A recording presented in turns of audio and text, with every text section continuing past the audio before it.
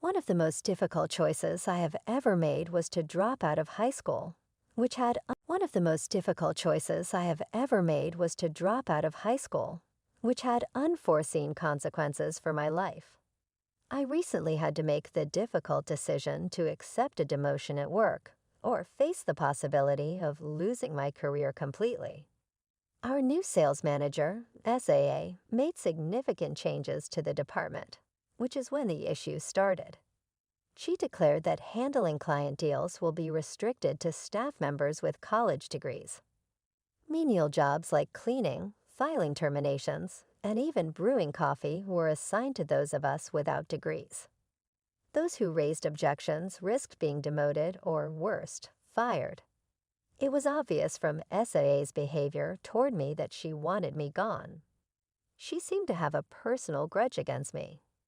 Although I was aware that she saw no use in retaining me on the team, I recognized the significance of my work to the business. I was overseeing a vital $1.4 billion contract with Sun Holdings, so my resignation would leave a big hole in the team.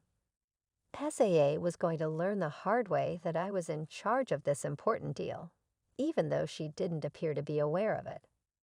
Allow me to adequately introduce myself. I'm 64-year-old Archer, and I work in sales for CIX Corporation, a significant player in the wholesale market with $30 billion in yearly sales. Managing contracts with long-term clients is the main responsibility of my profession. I manage ongoing negotiations from my desk and occasionally go to client meetings when necessary, but I'm too elderly to do field work or cold calling anymore. Even though I'm no longer moving up the corporate ladder, I take pride in this role. In contrast, SAA is one of the company's emerging stars. Her strong academic credentials landed her the role of sales manager. She rose through the ranks fast after graduating from NYU with high honors. Her rise coincided with my brief retirement and subsequent rehire. As soon as I got back, I could feel the tension. I thought there might have been some animosity because I was rehired after I retired, but I never thought she would take such drastic measures to fire me. SAA approached my desk one day. She smirked confidently and inquired casually, "How's the work going, Archer?" "It's going well," I answered, maintaining a neutral yet courteous tone. Her eyes narrowed as she responded, "With your advanced eyesight, reading documents must be really difficult." She was attempting to irritate me, and I knew it. She had always made fun of my age and skills. My position wasn't out of the ordinary because about half of the retirees at CIX Corporation are rehired. However, SAA enjoyed reminding me that I was not as intelligent as the younger staff members. I responded, "I managed just fine, thank you," maintaining my composure. She wasn't finished, though. "You really should have stayed retired," she said, her voice dripping with sarcasm. "You weren't exactly pulling your weight before you left. Is it because you didn't finish high school and need the paycheck? Or are you just here to steal ones?" Her words stung, but I refused to let her see it. I've always known that my lack of a high school diploma made me an easy target in a world that values education so highly. Being a 62-year-old high school dropout is unusual, and people don't hesitate to remind me of it. It's harder to earn respect when you don't have the credentials to back you up, and SAA made sure to bring up my education, or lack thereof, at every opportunity. "You should be grateful," she said, dropping a pile of documents on my desk. "Here's some work for you." I sighed quietly as I realized it would mean staying late, but I didn't complain. "Understood," I said simply. SAA smirked. "That's what I thought. It's good to see you're so obedient. After all, with your background, you don't have much choice, do you? You'll always be following orders from people younger than you. Must be tough." Her words were like daggers, but I refused to let her provoke me. The room felt tense as everyone around us tried to focus on their work, pretending they didn't hear the exchange. This wasn't the first time SAA had tried to humiliate me, and it wouldn't be the last. A few days later, SAA called a team meeting to announce a major change in how we worked. Her tone was firm and authoritative as she laid out her plan. From now on, she said, only employees with college degrees will handle client deals. Those without degrees will take care of paperwork, make sure the office is clean, and serve tea to the graduates so they can focus on their work. I was stunned. I have ongoing deals I'm responsible for, I protested. I can't just drop them. She cut me off. Those deals will now be handled by the college graduates, she said coldly. As a high school dropout, you don't need to worry about them anymore. Now go fetch some tea. Her dismissal was so casual, so cruel, that I barely knew how to respond. I wasn't the only one shocked. Another employee raised a concern. If we suddenly replace the person managing a deal, won't that make our clients lose trust in us? SAA rolled her eyes. That's exactly why people without degrees are useless, she snapped. Clients don't trust them. They'd rather work with someone educated and qualified. Can't you see that? The employee fell silent, clearly intimidated. SAA's new rules left everyone confused and uneasy. Splitting the team into college graduates and dropouts felt demeaning and unnecessary. Even though she invited us to share our thoughts, it was obvious she didn't really want to hear them. Anyone who spoke up risked becoming her next target. It was clear to me that SAA's real goal wasn't efficiency, it was control. And if pushing me out of the company was part of that, she wasn't going to stop until she got her way. SAA's tone grew colder as she addressed the room. If you can't accept these changes, you'll be transferred to our distribution facility in Nebraska. If that's not suitable, you're free to leave. The room fell silent. Everyone knew what the Nebraska distribution center was like: tedious work, long hours spent sorting and moving packages, and pay significantly lower than what we earned at headquarters. For most employees, staying at headquarters, even if it meant performing demeaning tasks like making coffee or cleaning, seemed like the better option. But I couldn't understand how SAA's decision could possibly benefit CIX Corporation. It felt like she was more interested in asserting her authority than improving efficiency. Finally, I spoke up, unable to hold back any longer. If you change the person managing ongoing deals, it will only make our clients lose trust in us. These deals are built on relationships and consistency. Disrupting that could cause serious problems. SAA's glare pierced through me. What's your issue? She snapped. Her harshness caught me off guard, and all I could manage was an awkward smile. Her victorious expression made it clear she was enjoying this. School dropouts like you have limited options, she said coldly. You're past your prime and don't bring any value to this company anymore. There's no reason to keep you around. Her words stunned me. SAA had been singling me out for a long time, but this was the first time she had been so blunt about her feelings. It didn't matter to her that I had decades of experience.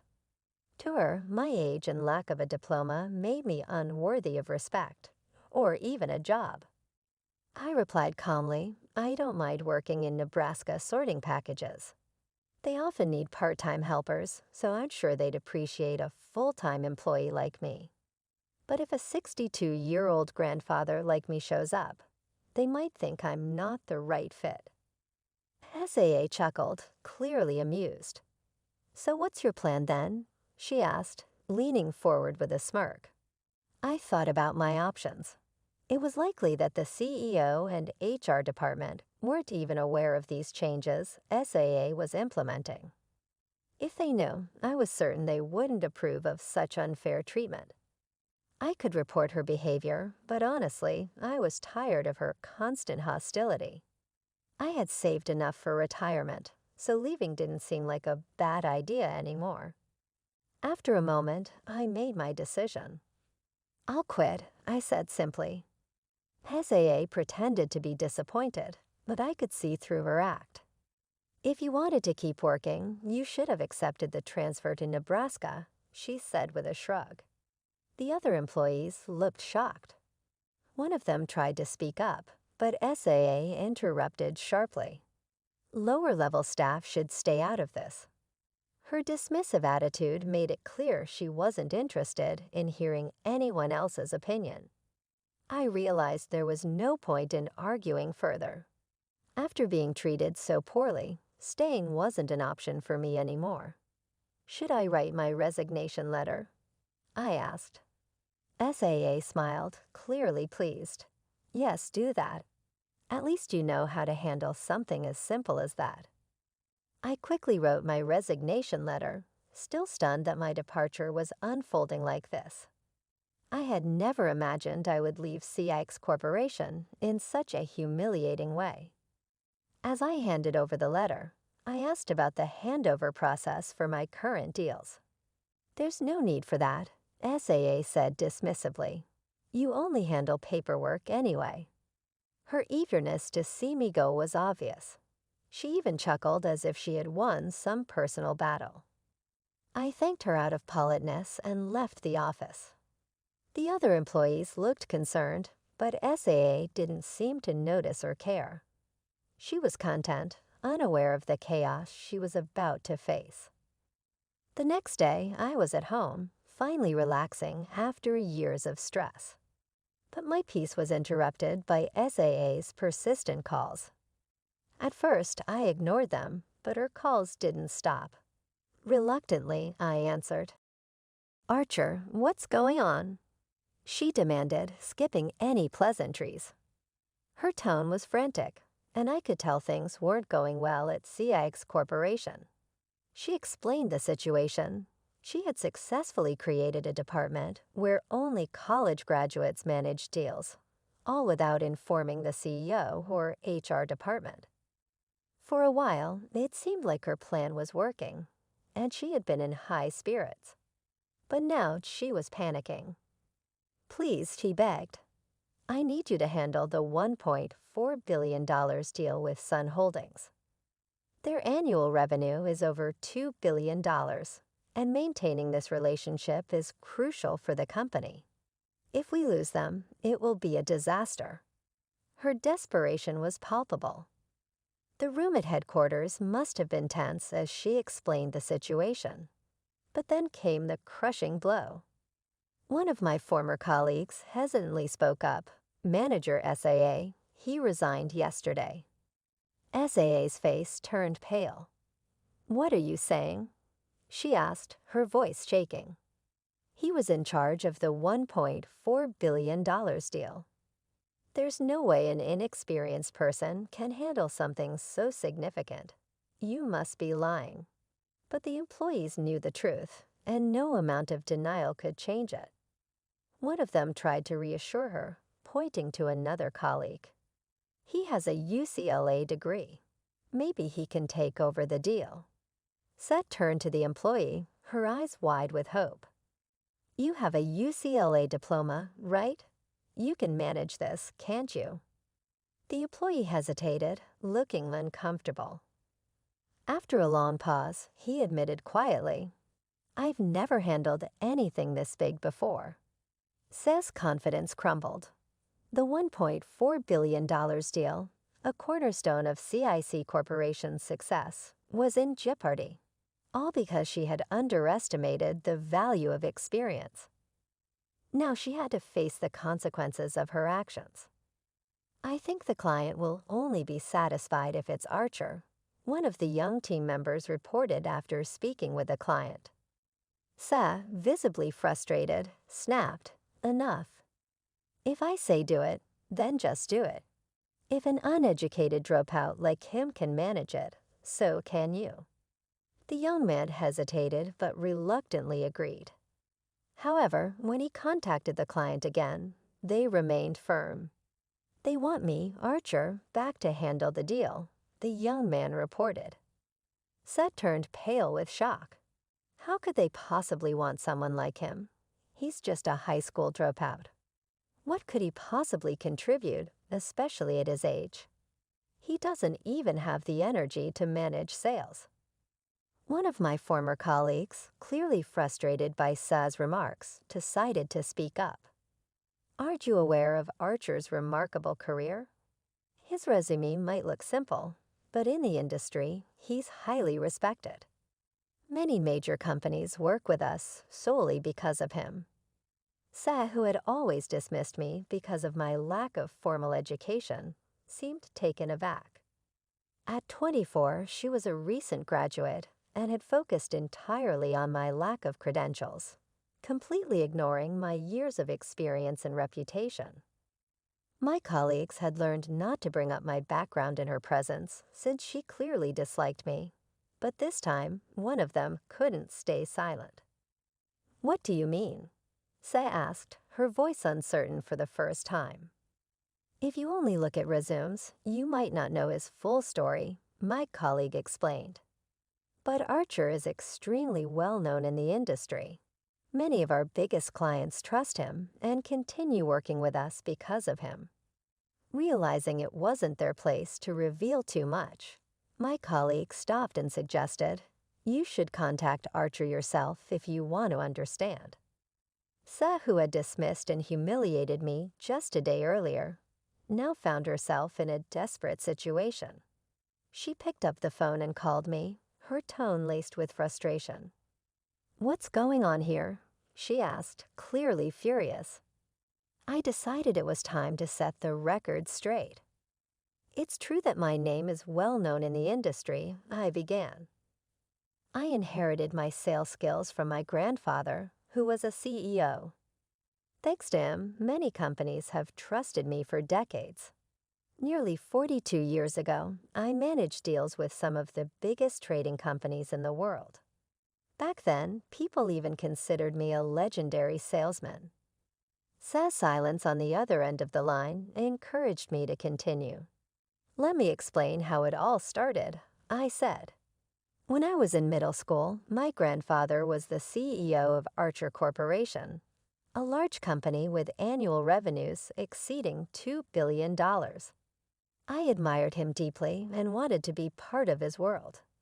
During school vacations, I would help out at his office doing simple tasks like making tea and cleaning. They might have been small jobs, but to me, they felt important." I paused, letting her absorb this before continuing. "When I finished middle school, while others were planning to go to high school and later college, I decided I wanted to work at my grandfather's company full-time. It was a bold decision, and many thought I was being reckless, but I was determined. I convinced my parents and grandfather to let me work and study at the same time." I went on to describe my early years at Archer Corporation. "I started with basic tasks like filing papers and organizing documents, but I loved every minute of it. By the time I was 22, I moved into the sales department. It was overwhelming at first. Securing contracts wasn't easy, and my approach needed improvement, but I didn't give up. I worked hard and eventually landed my first contract. The feeling of accomplishment was incredible. It made me feel like I was finally a true salesman." As I spoke, I could sense Seth's growing discomfort, but I continued, determined to share my story. By the time I was 27, I had secured a major deal with a large company. That deal was a turning point in my career. I figured out what it took to succeed, and soon contracts started flowing my way. Word spread in the industry that working with me always resulted in profit. I made it my mission to understand every client's needs and offer solutions tailored specifically to them. It wasn't just about closing deals. It was about building trust and delivering results. I paused, letting Seth absorb the weight of what I had just said. Because of this approach, sales managers started assigning me high-profile deals.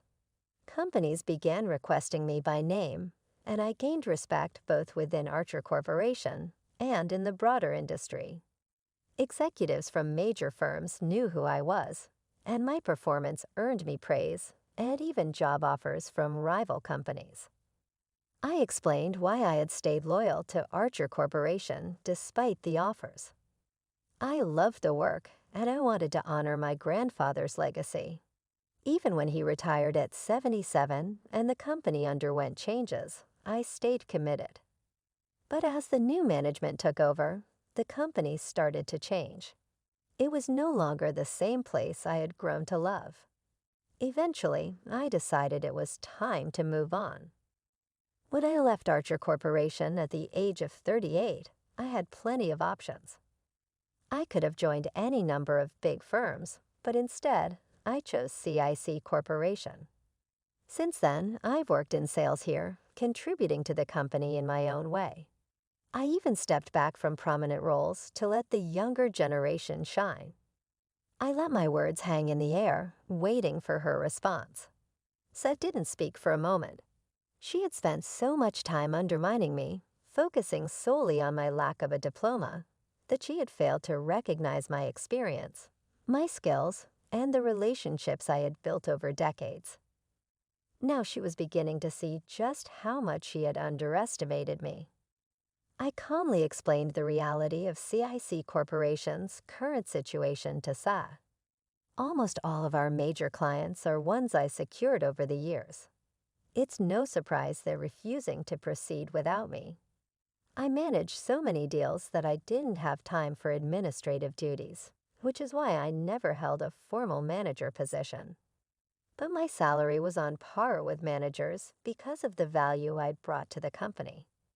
Recently, however, being forced to resign, I had started passing my responsibilities on to younger employees, preparing for the next generation to take over. I paused for a moment, then added, "It's no wonder the clients are saying they won't continue their deals." Sa's frustration boiled over. "Why didn't you mention this sooner?" she demanded angrily. "I did ask you if a handover was necessary," I replied calmly. "But if it was so important, you should have made it clear. Instead, you dismissed the idea entirely." Realizing the gravity of the situation, Sa's tone softened. "You need to contact the clients," she said. "Explain the handover process and reassure them to keep doing business with CIC Corporation." But I shook my head. "No, I won't do that," I said firmly. Building trust is the foundation of business. If I call the clients now after resigning and tell them about internal issues, it will only make them lose faith in the company. They'll terminate their contracts faster than you can imagine. I could see her panic rising as I continued. CIC Corporation has an annual revenue of $6 billion, but $30 billion worth of deals come from the clients I secured. Right now, you've already lost a $1.4 billion deal, and at this rate, the company could hit rock bottom. Sa's desperation became obvious. "Come back to CIC Corporation," she pleaded. "I'll talk to HR and get your resignation reversed. Report to work immediately." I shook my head again. "Even if I came back, you just treat me like a burden again. I can't work under someone who judges people solely by their resume and educational background. You've made it clear that you see no value in me beyond that." Kahan's frustration was palpable, but she couldn't argue. She had realized how much the company relied on the relationships I had built over decades, and now she was terrified of losing those deals. That was the only reason she wanted me back. I decided to be completely honest with Sa.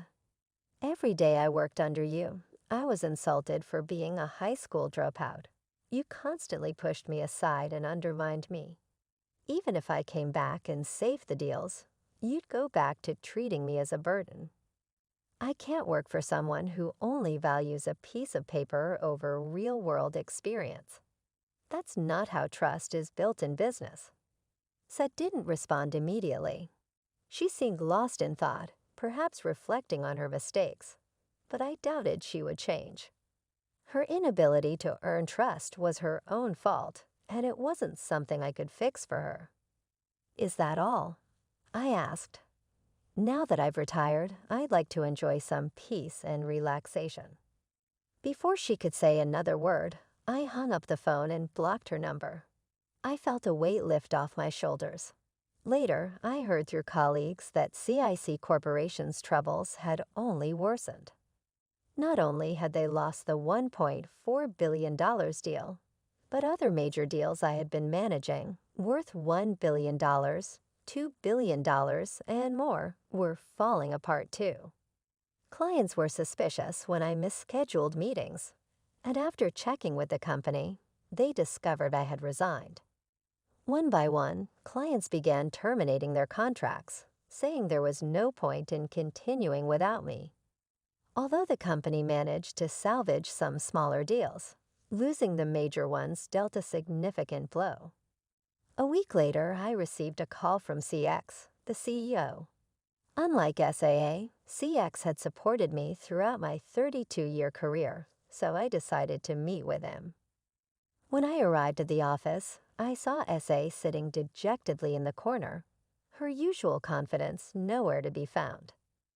CX, looking deeply troubled, sighed and said, "We had no idea SA changed the sales department's operations. The demotion and reassignment decisions were unauthorized. I'm truly sorry for what happened." I smiled slightly and replied, "Please don't worry about it, Sex. You've always treated me with respect. I have no hard feelings." Turning to SA, CX ordered, "Apologize to him." SA, on the verge of tears, said, "I'm very sorry."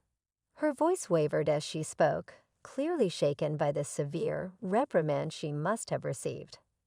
I could see that she regretted her actions, but the damage had already been done. CX continued, "Our company is in serious trouble. We're losing major contracts rapidly, and if this continues, our business could collapse. We're willing to rescind your resignation if you're willing to come back." I thought for a moment before responding. "I don't mind returning," I said, "but I have one condition." "What is it?"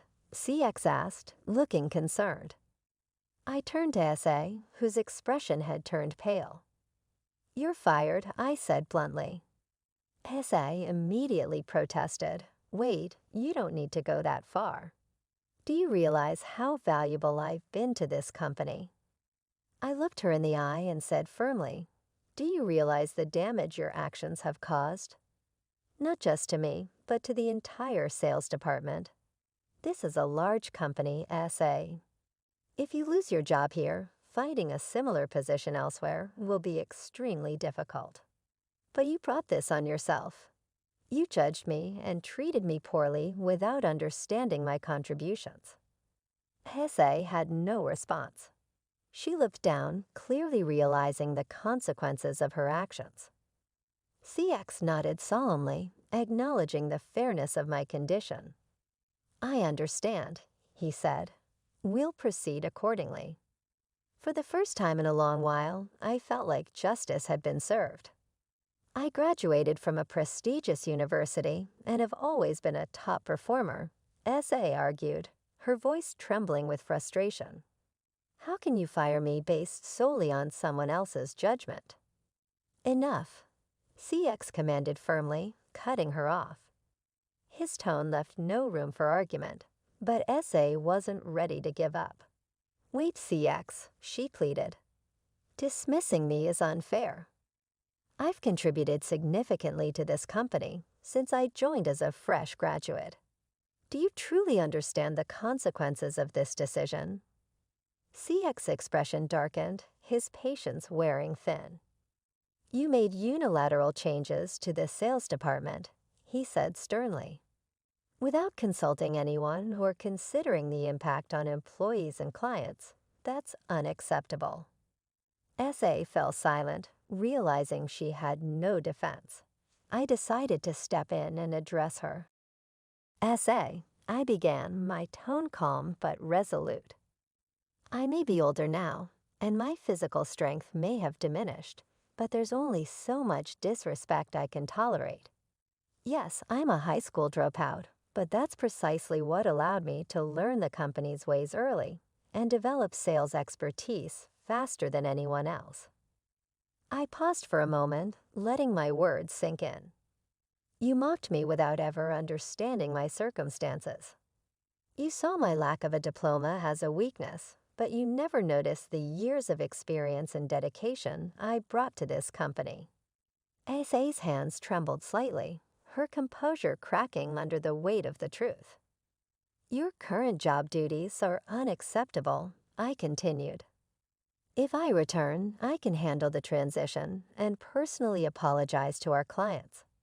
But I'll only do this if you step down. Otherwise, I'm content to remain retired. The responsibility for all my work will rest entirely on you. I leaned forward slightly, emphasizing my final point. Honestly, I'm fine with either option. I saved enough for my retirement and have no obligation to fix the mess you've created. So what will it be? TX sat back, considering my proposal carefully. Thésée, on the other hand, bit her lip in frustration, realizing the gravity of the situation. With more contracts being canceled every day, she was overcome with despair. She stood in silence, unable to respond. Finally, CX nodded. Very well, he said. SA will be terminated. Heisei's eyes widened in disbelief. Please wait, she cried. I've contributed so much to this company. Your decision is too hasty. CX's expression hardened. Your actions have nearly caused a $30 billion loss for this company, he said firmly. Do you understand the consequences of what you've done? Faced with this stern rebuke, SA shrank back, unable to argue further. Write your resignation letter and leave, CX said. Don't come back tomorrow. Tearfully, SA accepted her fate. She sat down at her desk slowly, drafting her resignation letter. With each word, the reality of her situation seemed to weigh heavier on her shoulders. After finishing the letter, she handed it over, gathered her belongings, and left CX Corporation never to return. News of SA's departure spread quickly, and her reputation suffered greatly. Word got around that she had been responsible for the mismanagement that led to my resignation and the loss of major contracts. This made finding a new job incredibly difficult. Even when she managed to secure interviews, her arrogance and inability to take responsibility for her mistakes led to repeated rejections. For 6 months, SA remained unemployed, humbled by the countless rejections. Eventually, she settled for a part-time position that paid a fraction of her former salary. It was a harsh lesson, but one she could not avoid. As for me, I returned to CX Corporation and immediately got to work. I began taking charge of the major contracts, personally apologizing to the clients who had grown uneasy during my absence. Employees who had been deeply worried about the company's future felt reassured by my return. The news of my comeback spread quickly, and with my sincere apologies, we successfully restored several major contracts. It became evident that SA's interactions with clients had been excessively haughty. Her termination was a relief to the staff as well as the clients, who found working with us much simpler after her left. For the first time in years, CX Corporation was stable and easier to run.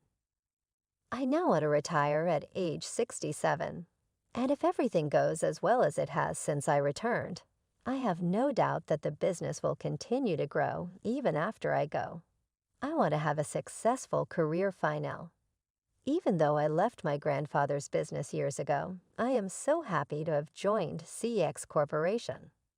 I'm resolved to make the most of my remaining time in order to ensure the company's success and leave a successful legacy. For me, this is about more than simply work. It's about demonstrating that relationships, commitment, and experience may be more valuable than any paper. As the last phase of my sales career draws near, I want to give every transaction, discussion, and choice my all. I want to go.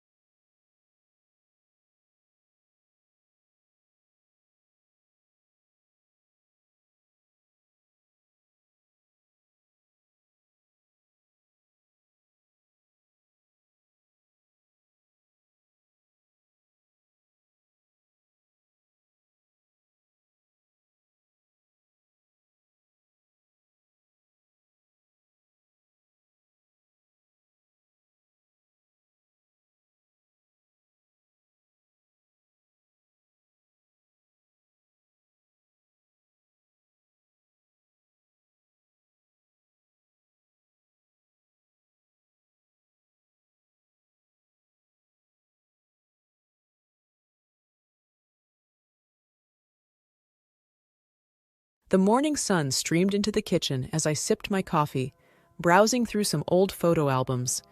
It was surprising how quickly time had passed. As I turned the pages, I remembered the moments we shared as a family. There were photos from vacations, birthdays, school events, and simple family outings. It all felt so recent, yet some of those moments were years ago. Daniel walked into the kitchen, his face fresh from his morning shave. "Morning, Clara. What are you looking at?" "Just some old photos," I replied, showing him a picture of our family from last Christmas. "Remember this?" He chuckled. "Oh, the time when Alex tried to cook the turkey? That was something." Alex, our eldest, had a passion for cooking, but was still learning. That Christmas, he'd tried to surprise us by taking on the turkey dinner, but ended up charring it a bit. We had laughed it off, saying it was the thought that counted. Liam, hearing us from the living room, shouted, "Don't remind me.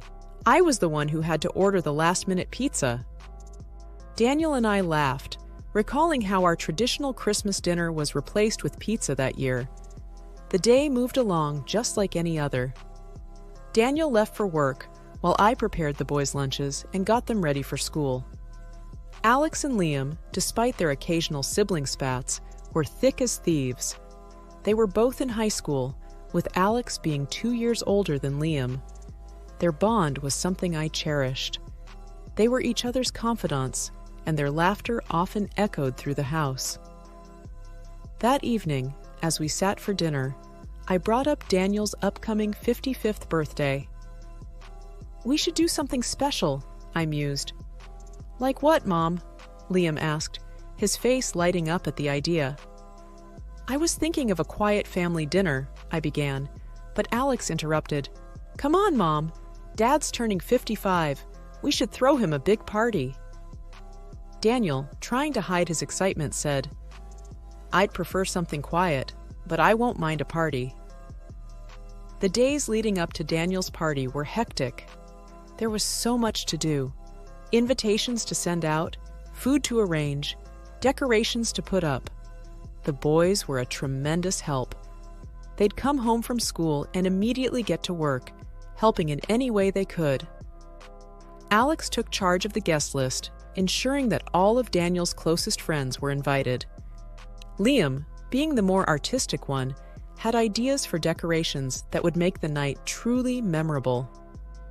One afternoon, as I was on my way to pick up the cake, I received a call from Ella. "Hey, Clara," she began, her voice sweet. "I heard about Daniel's party. Can I come?" Ella was a distant relative, a cousin's daughter, I believe. She was much younger, in her early 20s, and had often visited us during her childhood. Of late, however, she had drifted away, caught up in her own life, I guessed. "Of course, Ella," I responded. "It's been ages. We'd love to have you." "Great," she replied. "I'll see you soon." The day of the party arrived. The house was buzzing with energy. Liam and Alex were ensuring everything was perfect. Guests began to arrive, filling our home with laughter and chatter. Strangely, Daniel was late. He was never late, especially not for something this important. As the clock ticked on, I grew anxious. Calls to his phone went unanswered. And then, the front door opened. But instead of a cheerful Daniel ready to be surprised, he walked in with Ella on his arm. The room went silent. The jovial atmosphere vanished in an instant. My heart raced, and my palms felt clammy. Something was off. Daniel cleared his throat. "Everyone, I have something to say," he began, his voice unsteady. "Clara, I want a divorce. Ella is pregnant, and I'm the father." The room was so silent, I could hear the tick of the clock on the wall. My mind raced, trying to process what I'd just heard. How could this be? Everything had been perfect just a few hours ago. Alex stood up, his face red with anger. "Dad, what are you saying? This is a joke, right?" Liam, always the quieter one, just stared at the floor, tears forming in his eyes. Ella looked around the room, her face flushed. "I'm sorry," she whispered, but I wasn't sure if she meant it. Daniel looked at me, waiting for a response. But words failed me. The life I thought I knew was falling apart in front of my eyes. Guests began to murmur among themselves, and slowly, they started to leave. The party was over before it even began. That night, the boys and I sat in the living room, trying to make sense of everything. Alex was fuming. "I can't believe Dad would do this to us," he muttered. Liam, his voice shaky, said, "What are we going to do now, Mom?" I took a deep breath, trying to muster strength. "We'll figure it out, boys. We always do." But deep down, I was as lost and scared as they were. Our life was unraveling, and I didn't know how to stop it. The days after the party were a blur. News of Daniel's revelation spread like wildfire. Friends and family were shocked. Some even called to express their disbelief. The phone rang incessantly, with many offering support, but I often let it go to voicemail. I needed time to think, to process everything. The boys were taking it particularly hard. Alex, especially, was vocal about his feelings. "I can't believe Dad would do this to us," he'd often say, anger evident in his voice. Liam, on the other hand, was more reserved. He spent a lot of time in his room, often lost in thought. One day, as we were having dinner, Alex announced, "I'm going to live with Dad. Liam and I both. It's a bigger house, and besides, boys should be with their father." I looked at him, surprised. "Are you sure about this, Alex? Have you talked to Liam?" Alex glanced at Liam, who nodded. "Yes, we've discussed it. We think it's for the best." Liam added, "We just think, with everything going on, we should be there for him too." I took a deep breath, fighting back tears. If that's what you both want, then okay. The decision was made. The next week, the boys packed their bags and moved in with Daniel and Ella. The house felt empty without them, but I respected their decision. It wasn't long before things started to change, though. One evening, I received a call from Alex. "Mom," he began, his voice strained. "Ella is making our lives miserable. She throws parties all the time, and her friends are always over. They're loud and obnoxious." Liam took over the phone. "Mom, it's not what we thought. Ella doesn't want us there. She's making it very clear." My heart ached hearing their words. "Boys, you can always come back home. This is your home." There was silence on the other end. Then Alex replied, "We'll think about it, Mom." Days turned into weeks, and the tension grew. The boys were unhappy, and even Daniel started to see Ella's true colors. One evening, there was another knock on my door. It was Daniel and Ella. Ella, her face red with anger, started, "Clara, you need to take your sons back. They're ruining our life." Daniel looked embarrassed but said nothing. I replied calmly, "They're your sons too, Daniel. They can decide where they want to live." Ella huffed, "This is ridiculous. We can't have them here." I looked at Daniel, waiting for him to say something, to defend our children, but he remained silent. It was clear where his loyalties lay. The boys eventually returned home, and our small apartment was filled with life again. Although it was a tight space, the warmth of our bond made it comfortable. Ella's attitude had worn them out, and they regretted ever leaving. Their return also brought to light how deeply Ella's influence was entrenched in Daniel's life. One evening, as I was scrolling through my social media, an idea began to form. I knew Ella was always chasing after the flashy lifestyle. Her posts were filled with pictures of expensive items, fancy dinners, and luxurious vacations. I wondered if I could use this to my advantage. "Boys," I called out, gathering them in the living room, "I have an idea." Alex looked curious. "What is it, Mom?" "I think it's time we take matters into our own hands. Ella's been having her fun, but it's time we expose her for who she really is." Liam raised an eyebrow. "How do you plan on doing that?" I explained my plan, detailing each step. "I'm going to create a fake profile of a rich, successful man. If Ella is as shallow as I think she is, she'll take the bait." Alex smirked. "This could actually work, but what's the end goal?" I took a deep breath. "I want to show Daniel her true colors. I want him to see that she's using him, that she's not the angel he thinks she is." Liam looked hesitant. "It's risky, Mom. What if you get caught?" I nodded. "I know, but it's a risk I'm willing to take." With the boys' help, we set up a profile, complete with pictures of a handsome, wealthy-looking man, luxurious vacations, and high-end cars. We named him Max Sterling. Within a day of creating the profile, I sent Ella a friend request, which she quickly accepted. I wasted no time and sent her a message. "Max, hey, came across your profile. You have a stunning smile." Ella responded almost instantly. "Ella, thank you, Max. Your profile looks impressive. Businessman?" Max, "Yes, I dabble in a bit of everything. Real estate, stocks, you name it. By the way, are you single?" Ella replied with a wink emoji. "Currently in a situation, but nothing too serious. Why do you ask?" Max, "Well, I'm looking for someone to accompany me to some events. I could use a beautiful woman by my side." Ella's response was swift and eager. "Sounds tempting. Tell me more." And so, our pen pal affair began. Ella opened up about her life, and as I'd predicted, she didn't have many kind words about Daniel. She talked about how she was just in it for the money and the luxurious life. She even mentioned faking her pregnancy to tie him down. But the worst came when she referred to me as her silly aunt and laughed about how easily she had played everyone. I had all the evidence I needed. One evening, the doorbell rang. It was Daniel. He looked worn out. "Clara, can we talk?" he asked, his voice breaking. I let him in. We sat in silence for a while. Finally, he spoke.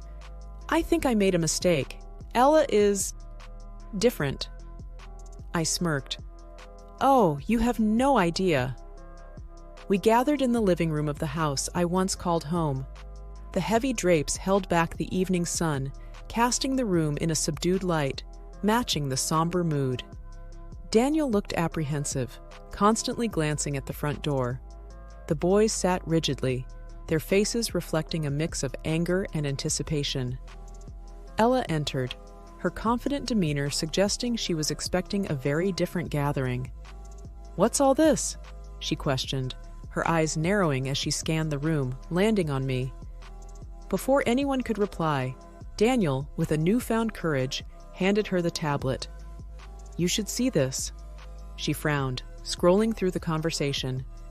Her confident stance faltered, replaced with growing panic.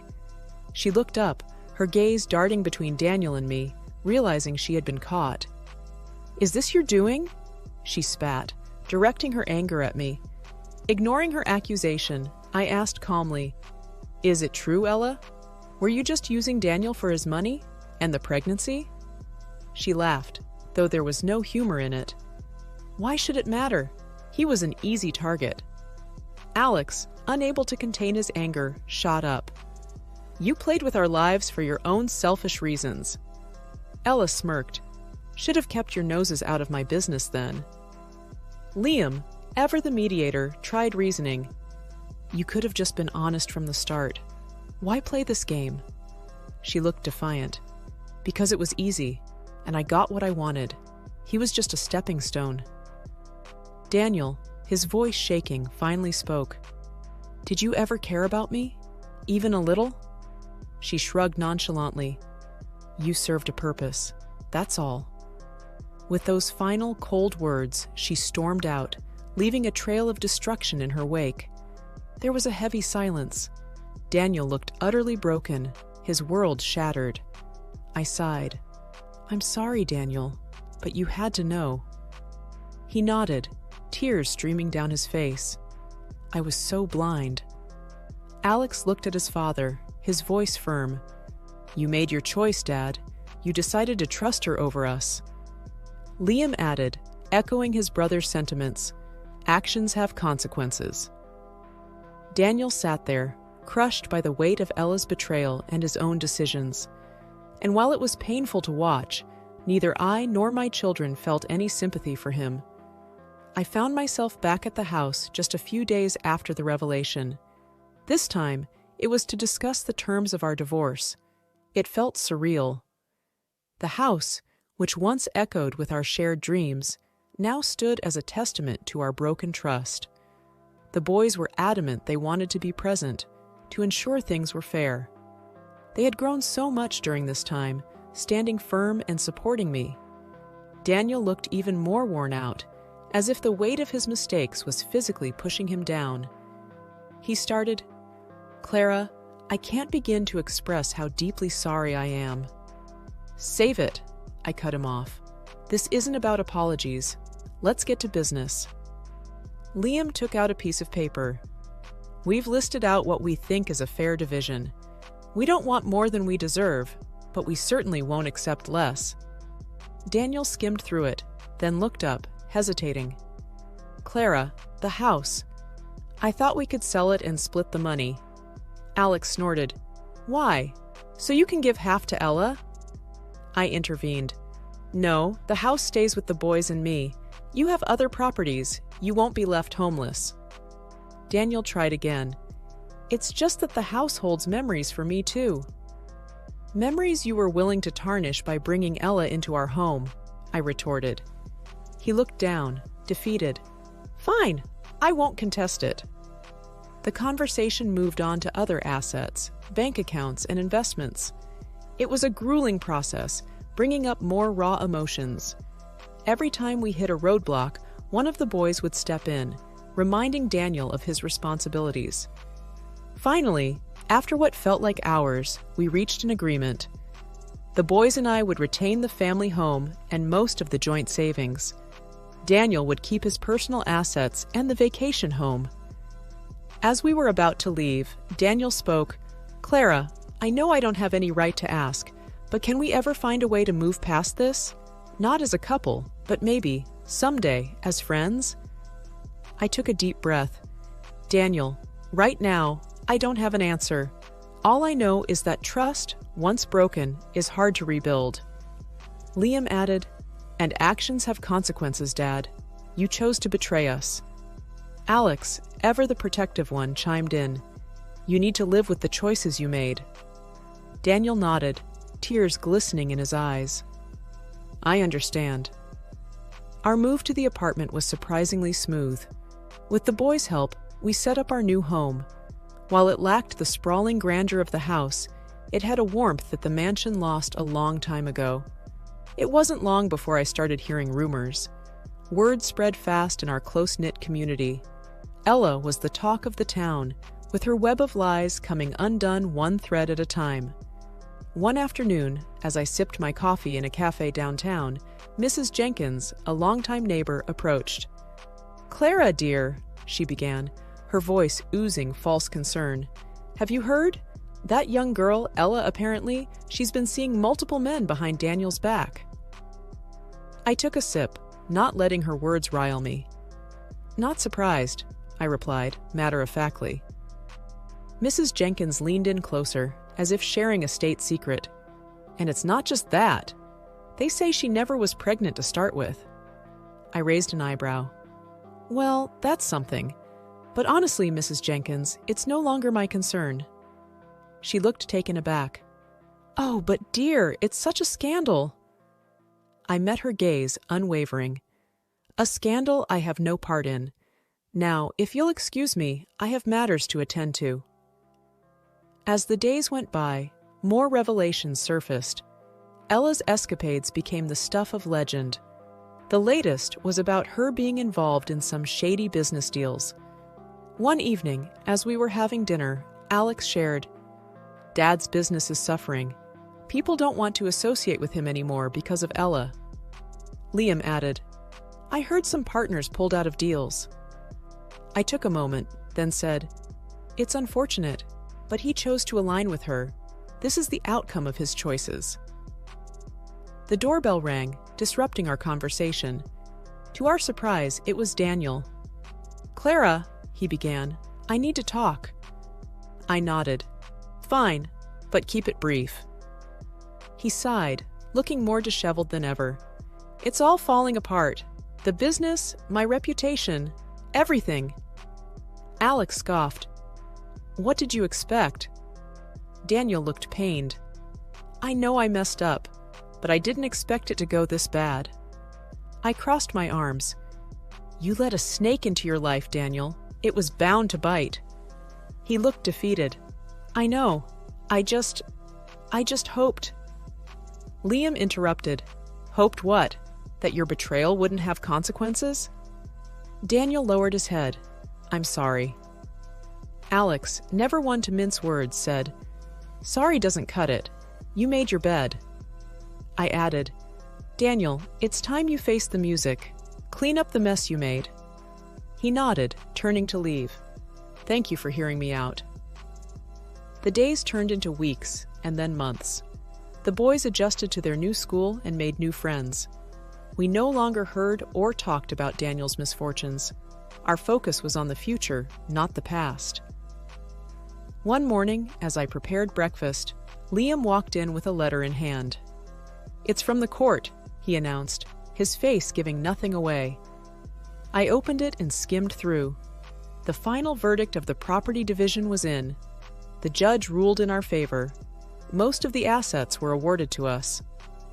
Alex peeked over my shoulder. Wow, that's a lot more than I expected. I nodded. Yes, but remember, material possessions are fleeting. Our real wealth is here, I said, tapping my heart, with family. Liam smiled. Couldn't agree more, Mom. The doorbell rang, and Alex went to answer. It was Mr. Wilson, our former gardener from the mansion. He looked different, happier. Clara, good to see you. I brought you these. He handed over a basket of fresh flowers. From your favorite part of the old garden. Tears filled my eyes. Thank you, Wilson. This means a lot. He grinned. I heard about the verdict. I'm glad justice prevailed. I nodded. Thank you for sticking by us, even after everything. He waved it off. You were always kind to me. Besides, everyone knew what Ella was about. It was only a matter of time. We chatted a bit more, reminiscing about the old days before he left. The boys and I sat down for breakfast, the aroma of fresh flowers filling the room. Alex broke the silence. Mom, have you thought about what we'll do now? Liam added, with the assets and all? I took a moment. I've been thinking. Perhaps it's time for a fresh start, somewhere new. We can sell the house, the cars, everything. We'll have enough to start over. Alex looked intrigued. Where were you thinking? Somewhere by the coast. Always loved the sound of waves. Liam beamed. I'm in. Alex chuckled. Yeah, me too. We started planning our move. A new place, away from the shadows of our past. It was exhilarating. A few weeks later, we packed our bags and headed to our new home. A quaint house overlooking the sea, where mornings started with sunrises and nights ended with the soothing sounds of waves. One evening, as the sun painted the horizon in hues of gold, Liam joined me. You know, Mom, this is the best decision we ever made. I smiled, looking out at the vast expanse. Yes, sometimes endings are just new beginnings in disguise. Liam wrapped his arm around my shoulders. Here's to our new beginning. I sighed contentedly. Here's to us. And as the sun dipped below the horizon, we looked ahead, our hearts full of hope, ready to embrace whatever lay ahead. The company, though a branch of a certain corporation, was essentially treated like a subsidiary, positioned at the bottom of the group's hierarchy. During the job hunt, I had wanted to apply to the headquarters, but since the requirements stated educational background, college degree or higher, the only position available to me was at this branch.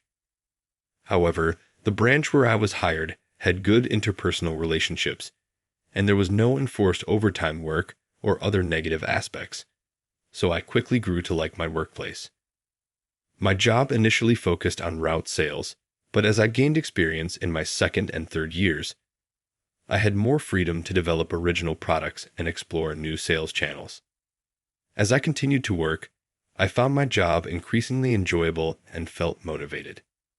However, as I entered my fourth year at the company, an element began to disrupt the good atmosphere. An employee from the headquarters started to come to our branch for inspection, acting like an auditor.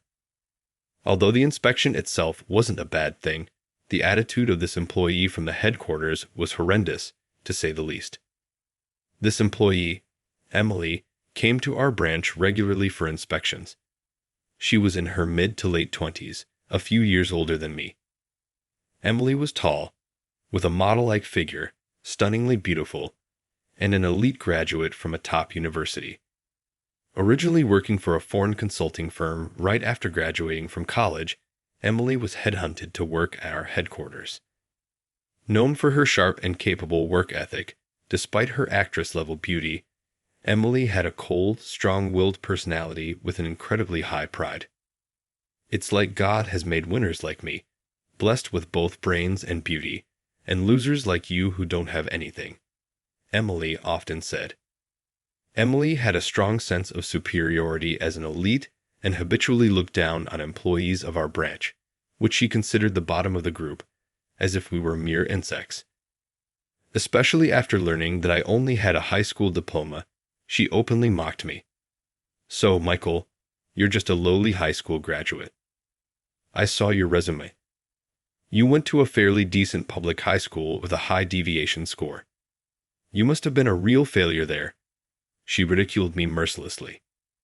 Each time Emily insulted or slandered me, I felt deeply hurt inside, but I endured it. After all, Emily was sent from the headquarters. If I reacted to Emily's provocations and responded angrily, it could lead to repercussions for our company as a subsidiary. Knowing this, we employees had no choice but to endure Emily's mean-spirited harassment. Then one day, I was headed to work early in the morning, and on my way to the station, I encountered something unexpected. An elderly woman had collapsed on the side of the road, perhaps due to the morning rush or general apathy. No one stopped to help the fallen elderly woman. I immediately rushed to her side and asked, "Are you okay? What happened?" The elderly woman had been lying on the ground in pain with her eyes closed, and she opened her eyes in response to my voice. Weakly, she replied, "Oh, I suddenly felt dizzy and must have passed out on the street." After helping the elderly woman to her feet, she managed to stand up. Still concerned, I asked the elderly woman, "Would you like to go to the hospital?" Then she said, "No, let me contact my family first." So, I used her phone to call her family and explain the situation. While waiting with the elderly woman, a taxi arrived carrying a middle-aged woman claiming to be her family member. I was relieved and handed the elderly woman over to her family. Checking the time, I realized I was significantly late, totally late. I contacted my company to explain the situation and let them know I would be late, then headed back to the station. Upon arriving at work about 2 hours late, I was met by Emily, who had come from the headquarters. "Hey, Mr. L, educated and good-for-nothing guy, what time do you think it is? If you're going to be useless, at least be punctual. Trash will always be trash," Emily scolded me without even asking for an explanation. After that, Emily continued to torment me with her nasty remarks, but I gritted my teeth and endured it. I just have to endure. This woman is trying to provoke me on purpose to bring down this department. I fought to myself, continuing my work patiently. That afternoon, while still bearing the brunt of my hardships, I received a phone call from an unexpected person. It was a call I could never have anticipated. Months passed, and a new fiscal year began. I was transferred from the branch I had worked at since joining the company. I had been reassigned to work at the headquarters.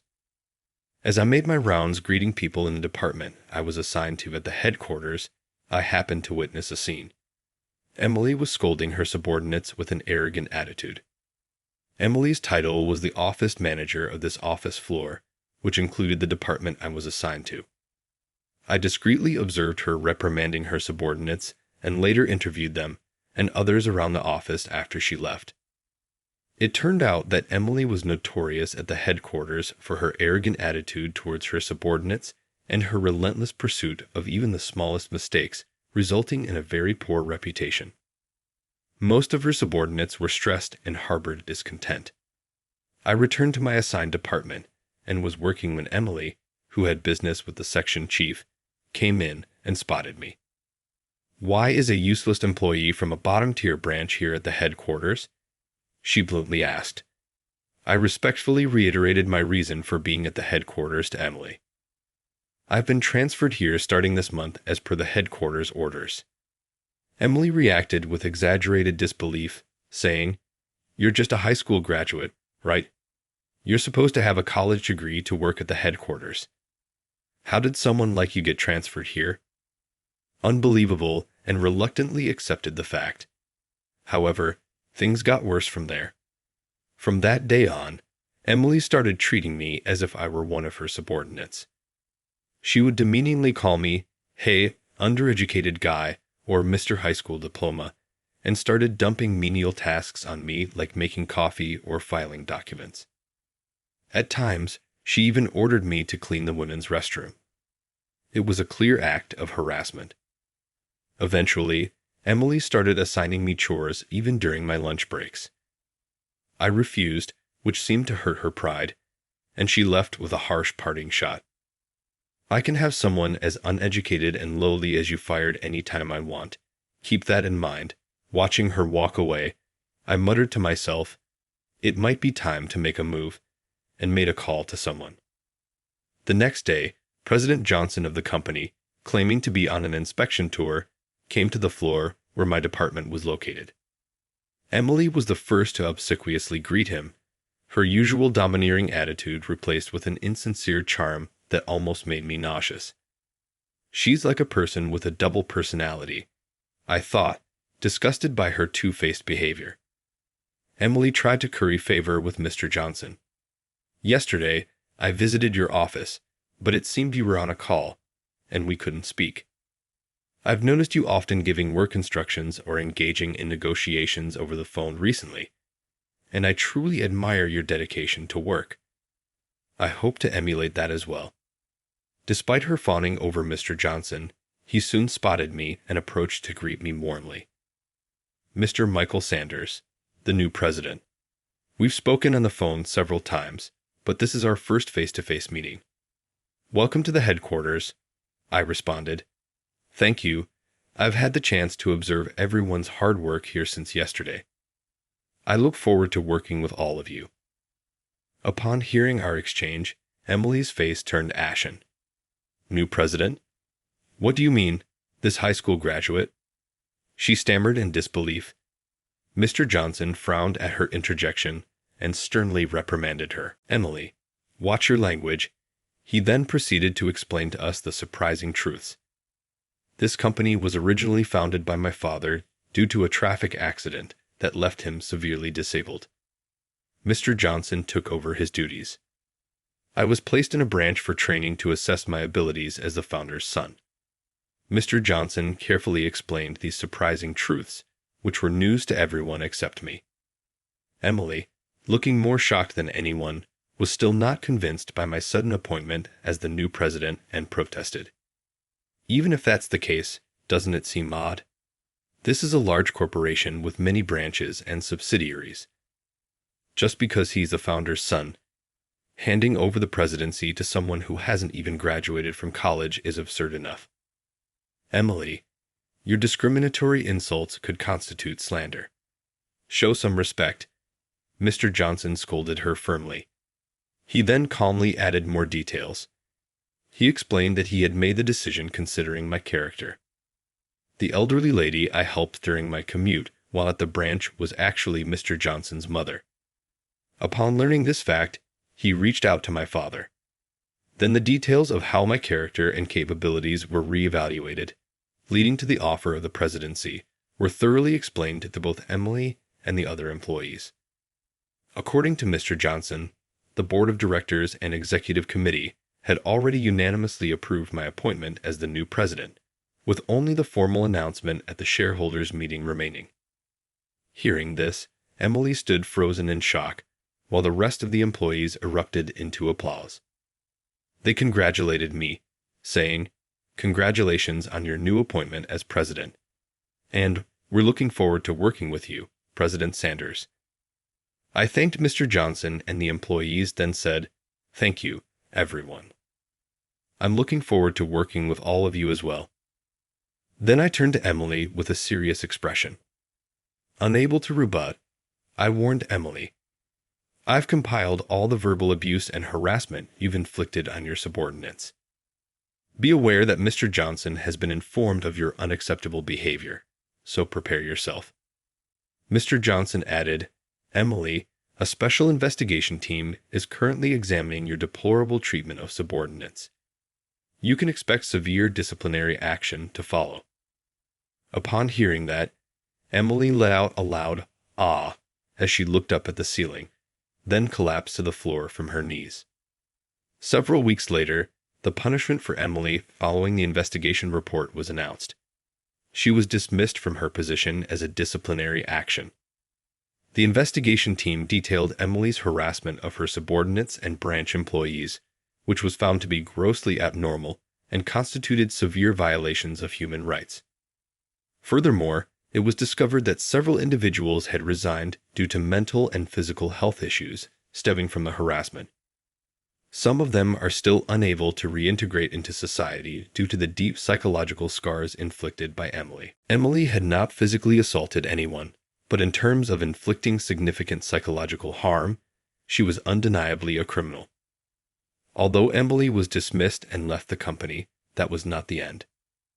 Victims of her cruel harassment, who had been forced to resign, filed lawsuits against Emily personally, demanding compensation for their suffering. As one person took legal action, other victims who had previously suffered in silence began to speak out, leading to multiple lawsuits against Emily and dragging her into a quagmire. This news eventually became a rumor and reached Emily's parents. They denounced her as a disgrace to the family and ultimately disowned her. Dismissed and with no income, Emily quickly depleted her savings and assets from her days as an elite employee and fell into debt due to legal and compensation expenses.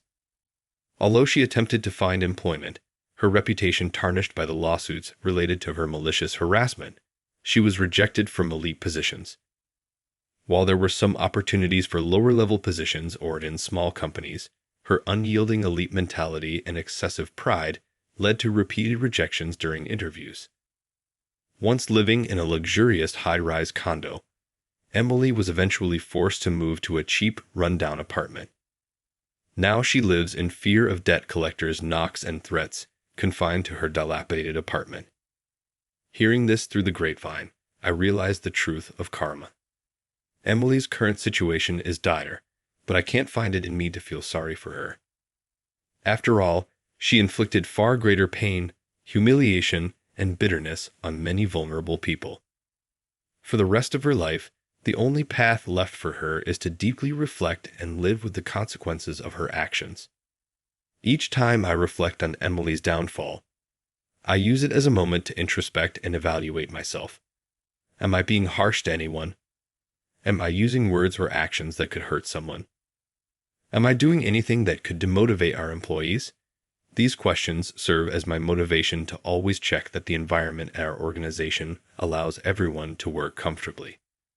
Taking Emily's actions as a cautionary tale, I continue to strive for improvements in our company's environment, guided by the principle that one must not judge others based on their background, education, or personal likes and dislikes. I'm Steven, 28 years old, and I've been with the company for 5 years now. I'm single, and I work in the sales department, handling office tasks. 2 years ago, I was promoted to a senior position, which means I'm often swamped with work.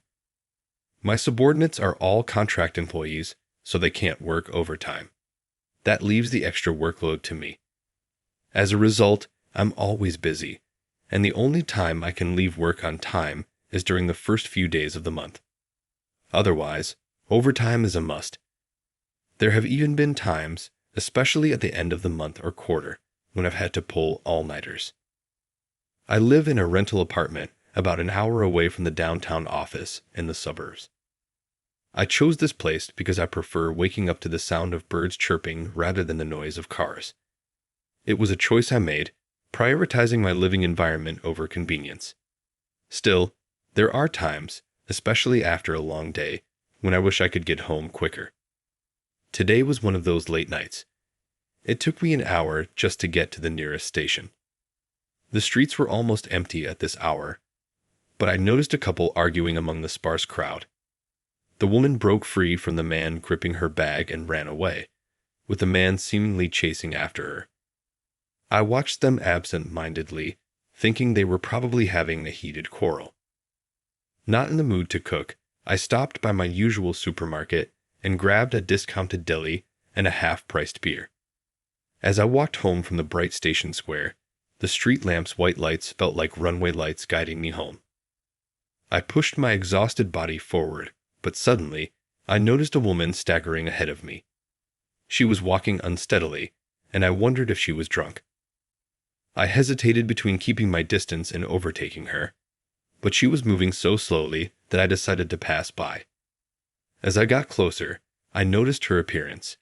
She was stumbling, dragging her left foot, and her clothes were covered in mud, especially on the left side.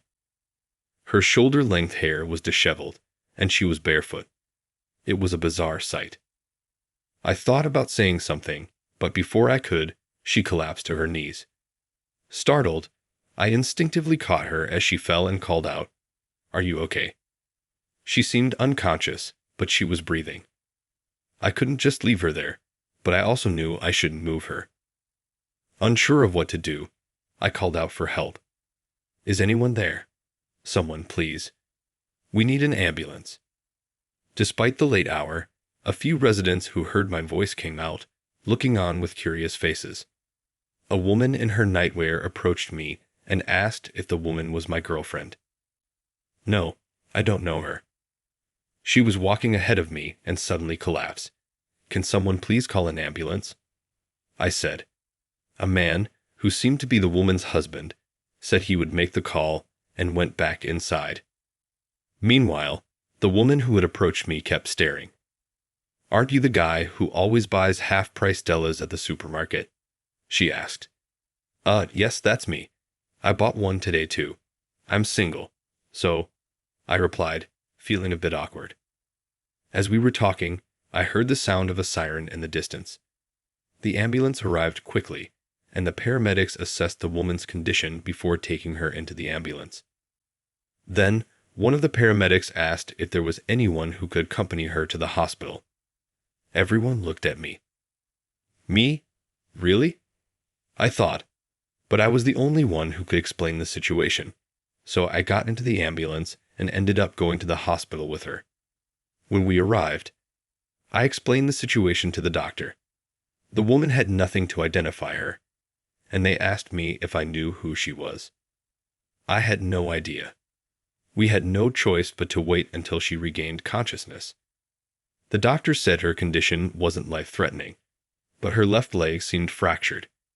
There wasn't much reason for me to stay, but the police would get involved later, and I'd be questioned again. So I left my contact information and decided to go home. Since I was far from home, I called a taxi, which turned out to be a costly expense. When I finally got home and changed, a wave of fatigue hit me. Knowing I had work the next day, I heated up some deli food, took a shower, opened a beer, and ate quickly before getting into bed. Just as I was about to relax, the phone rang. It was the police. I'd explained the situation to them, just as I had at the hospital, saying I didn't know the woman or her identity. They understood for now, but said they'd contact me again later. By the time I hung up, it was past 2 a.m. What a long day. I forced my eyes shut, trying to sleep, but I could hardly rest. The next day, I miraculously found a seat on the train to work and managed to get a little sleep. It was a relief. Blending into the usual crowd, I headed to work. The day seemed like any other, as if yesterday's incident had never happened. It's amazing how such a significant personal event can have no impact on the world. With that thought, I arrived at the office and greeted everyone with a forced good morning. After the morning meeting, I started my usual work. Another day of the same old routine began, or so I thought. After finishing a task, I looked around and noticed that my boss, Tom, and the section chief, Ken, weren't at their desks. Did a sudden meeting start? Eventually, Tom returned, but instead of going to his desk, he came straight to mine. Why? I wondered, and then he suddenly patted me on the shoulder. My heart sank. Was this the shoulder pat that signals you're fired? But then, surprisingly, Tom smiled. Ken, who had arrived later, was also smiling. "Jess, what's this about?" I asked nervously, trying to smile back. Tom continued with a grin. "Actually, we got a call from the president of our client company, Mr. Smith. He said you helped his daughter last night." That woman was President Smith's daughter. I was shocked. I had just called an ambulance for a woman who had collapsed near my home the night before. I briefly explained this to Tom. "This afternoon, President Smith is coming to meet our President Williams," Tom said. He wants you to be there too, so please make yourself available. I'm counting on you. Yes, I understand. The situation seemed to be getting more serious. What's going to happen to me? As scheduled, President Williams returned in the afternoon, and soon after, President Smith arrived at our office, escorted by Tom and Ken. I headed to the president's office. "Excuse me, I've brought Stephen from the sales department," Tom said. "Oh, I've been waiting," came President Williams' voice from inside the room. I started to feel nervous. Tom opened the door, and we entered the president's office. Sitting on the guest sofa, facing President Williams, was President Smith, with a woman beside him who seemed to be his wife. "Sorry to keep you waiting. This is Stephen, the chief of our sales department." President Williams introduced me. "Nice to meet you. I'm Stephen," I said, trying to sound confident. When I raised my head, President Smith and his wife stood up and came over to me. "So, you're Stephen. I'm Smith, and this is my wife. She wanted to meet you too," President Smith said. "Thank you so much for helping our daughter yesterday, Stephen. We really appreciate it," President Smith said, firmly grasping my right hand with both of his and shaking it vigorously. His wife nodded politely and smiled. "Let's sit down and talk over some coffee," President Williams suggested, and they returned to their seats. "Stephen, the discussion from here on is about a private matter of President Smith, so I'd like it to be off the record. Is that okay?" President Williams looked at me meaningfully. "Is it all right for me to be privy to such a discussion?" I wondered. President Smith continued, "I went to the police today about yesterday's incident, and they said we needed your cooperation. So I have the approval of our president here." "Understood. If I can help, I'm at your service," I replied. "Thank you, and sorry for the inconvenience," President Smith said, thanking me again. Shortly after the secretary brought in coffee, she left, and I waited nervously for President Smith to start talking. After taking a sip of his coffee, he began, "Actually, my daughter Stella is a 21-year-old university student. Recently, she started experiencing stalking. I was shocked by this unexpected revelation. I remembered seeing Stella yesterday. Our home is in the suburbs, and her university is in this city. It turns out President Smith's home was quite close to mine. She's in her third year now and has been busy with late-night returns due to being on the festival committee," President Smith continued, sighing as he took another sip of coffee. "She hasn't been coming home for a few days. We checked with all her close friends and relatives, but she was nowhere to be found. We were about to file a missing person report with the police yesterday if she didn't return." President Smith placed his hand on his wife's shoulder. "Then, yesterday, we got a call from Central Hospital saying that our daughter was brought in by ambulance. We rushed to the hospital immediately. When we got there, she was asleep under anesthesia. Seeing her in bandages and in pain, I couldn't stop my tears." President Smith wiped his eyes, and his wife also brought out a handkerchief. After calming down, he said, "Her doctor at the hospital showed us your business card, Stephen, and told us you were the one who helped our daughter and brought her to the hospital. Seeing it was an employee from your company, I was surprised. I had to call your president first thing this morning to talk about you. I just had to express my gratitude in person.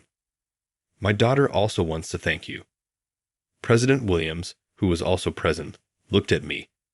"That's the situation, Stephen. As a company and personally, I owe a debt to President Smith.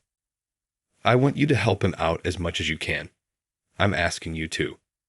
The president then looked at Tom and Ken and said, "I'd like to assign Stephen exclusively to this matter for a while. Can anyone in the sales department take over his current tasks?" Tom and Ken exchanged glances before Tom answered, "Stephen's current duties involve compiling sales figures from the sales department, organizing reports, and creating monthly and quarterly sales strategy documents based on the analysis. Unfortunately, there's no one else but Stephen who can handle these tasks."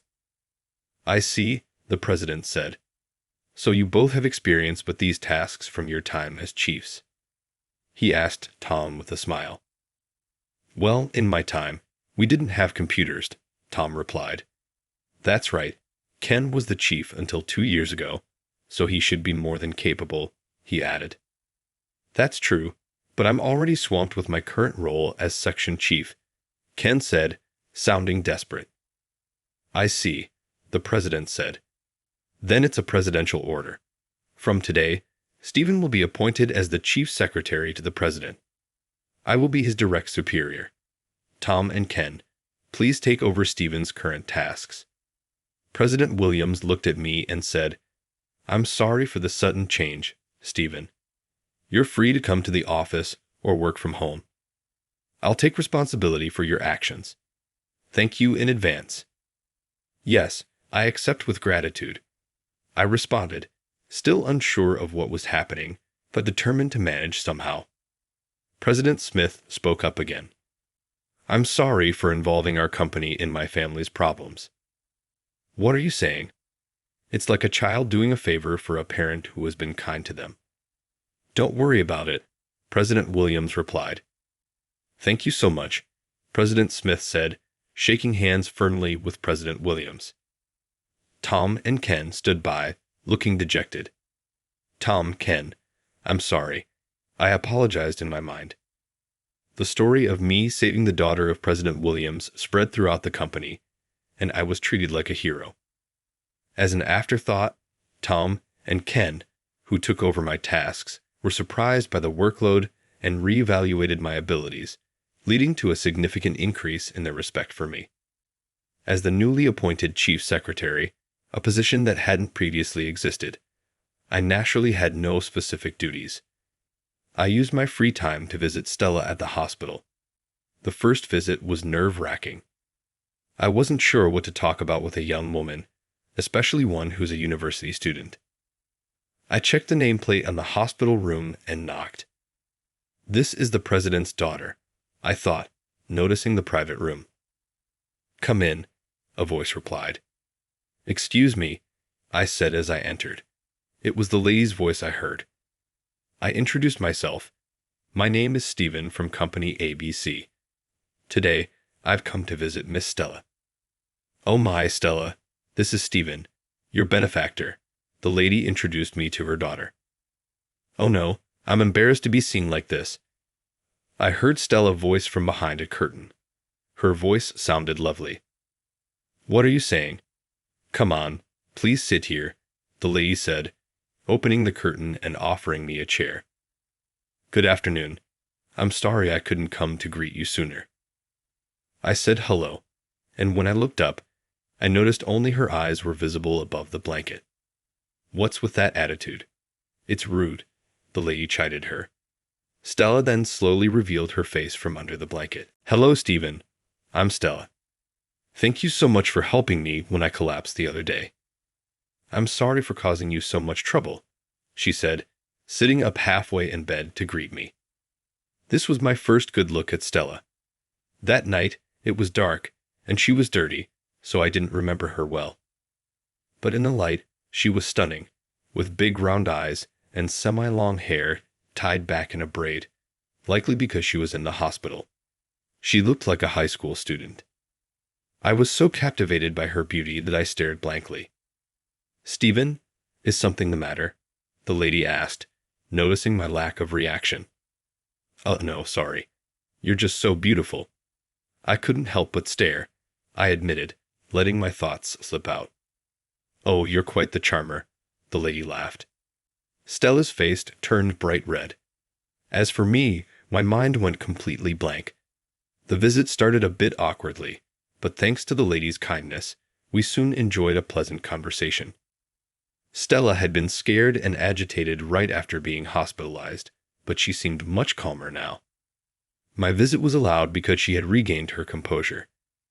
During our talk, I found out that Stella attended my alma mater, which was a pleasant surprise and led to a lively discussion. When it was time to leave, Stella asked, Stephen, will you come again? You will visit me, won't you? Stella's mother escorted me to the door. Since her hospitalization, Stella has been so withdrawn, not responding to anyone. but seeing her laugh and talk so much today was a first. "Could you please visit again?" she asked. "Of course. Stella is my junior at university after all. I will definitely visit again. Please take care," I replied. Later, the police contacted me with several inquiries. They asked if I had noticed any suspicious individuals nearby. That reminded me of the couple arguing at the station, which I mentioned to them. The officers seemed interested, suggesting the couple might be related to the case. According to the police, Stella dreaded being stalked on her way home, so she stayed at an internet cafe. Exhausted and feeling helpless, she decided to return home. On the train, she encountered her stalker and fled from the station, but the stalker pursued her. Panicked, she ran into a dark area and wildly dashed through a field's bushes. Eventually, she fell into an irrigation channel and injured herself, losing her bag in the process. The irrigation channel provided a hiding spot, allowing her to escape. After hiding for a while, she thought it was safe to return home. Disoriented and in pain from her injuries, she walked aimlessly until she lost consciousness. Fortunately, Stella's recovery went well, and she was soon able to leave the hospital for home care. This meant my next visit would be to her house. Her home was the residence of Mr. Smith, the president of the company. When I offered to visit, I was invited to dinner instead. The prospect of visiting her home felt far more daunting than going to the hospital, but with determination, I went. "Welcome. We've prepared dinner for you, so please stay and eat with us," the lady of the house greeted me with a smile. "Thank you for having me. I'll gladly accept your kind offer today," I replied, comforted by her warmth. The president's house was impressively large and overwhelming. I was led to a spacious living room with hardwood floors, which seemed to be the heart of the house. Stella appeared in a wheelchair. "It's been a while," she greeted. "Stella, I'm sorry for not visiting sooner," I apologized. She had returned to her semi-long hairstyle, which I thought suited her age better and looked quite cute. President Smith was at home and emerged from the back. "Hi, Stephen. Thanks for coming on your day off." "Oh, President Smith, thank you for inviting me to dinner today." "I will take you at your word," I said. "Well, it's my wife's cooking, so please enjoy. And since it's a day off and we're informal, please don't call me President. It doesn't feel like a break," he requested. "Then how should I address you?" I wondered aloud.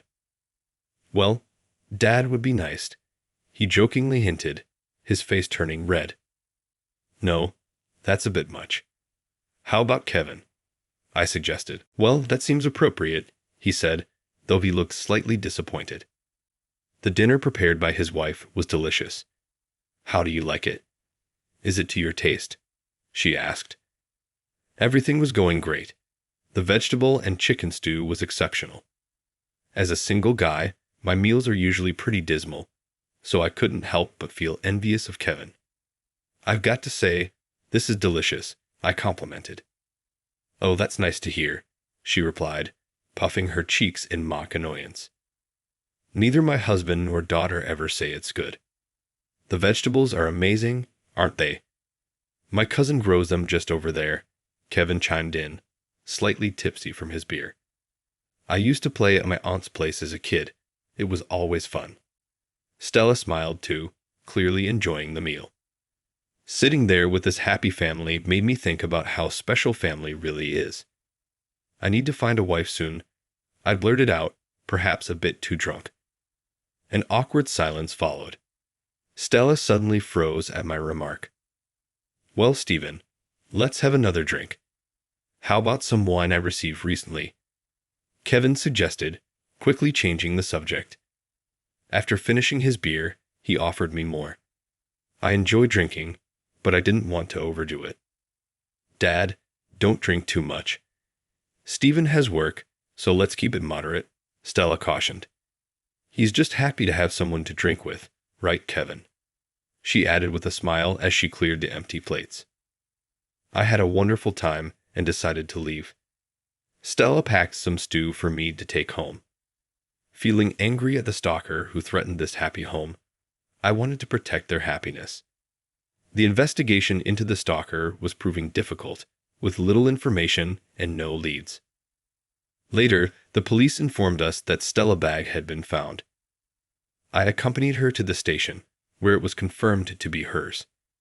According to the police, there were bloodstains on the brand logo's metal part, but the blood wasn't Stella. It was likely the perpetrator's. It seemed the stalker had injured his hand. Looking at the bag, I thought, if someone got cut by this mark, it must be a deep wound. One day at my usual supermarket, I ran into the cashier lady busy cleaning. "Oh, Stephen, here for the half-price stickers again," she asked. Since that incident, I had become friendly with her. Today's target is the croquettes. They had a potato sale last week, so there should be some leftover croquettes coming out today, I replied. She grinned and gave me a thumbs up. After chatting for a bit, I browsed through the deli section. I was torn between croquettes and fried chicken. As I was deciding, I heard a tuck sound from behind and saw a man reaching for the fried chicken. Sorry, I hastily moved aside. The man, looking rather unfriendly, glanced at me, grabbed the deli, and walked away. That's when I noticed a significant scar on the back of his hand. Could that scar be from Stella Bag's clasp? I wondered. After he paid at the cashier lady's register and left, I asked her, "Did you see that man's hand injury?" "Oh yes, I've seen him around quite often. He used to have a bandage on his hand for a while, but not today. He works as a part-time delivery guy for a food service. He's delivered here a few times," she explained. So he could have seen inside homes during deliveries. A piece of the puzzle clicked. I felt a flicker of hope in the dark. I invited Stella to come shopping at the supermarket a few times. Moving with crutches was hard for her, but she seemed to enjoy the rare outings. Her smile was always lovely. After repeating these visits for a few days, the man with the scar finally appeared. I quickly hid and peeked out. "Stella, do you recognize that man?" She clung to my arm. "That's him. That's the man who's been following me," she whispered. I immediately called the police. After explaining the situation, they waited at the supermarket entrance. Stella identified him, and the police apprehended him. He was indeed the stalker. He had fallen in love with Stella at first sight during a delivery to her home and had become increasingly obsessed. At least now Stella was safe. Having regained her freedom, Stella invited me to her school festival. It was nostalgic returning to my alma mater. When introducing me to her friends, she jokingly called me her bodyguard, and her friends spontaneously burst into a Whitney Houston song. I sent my support to these endearing juniors.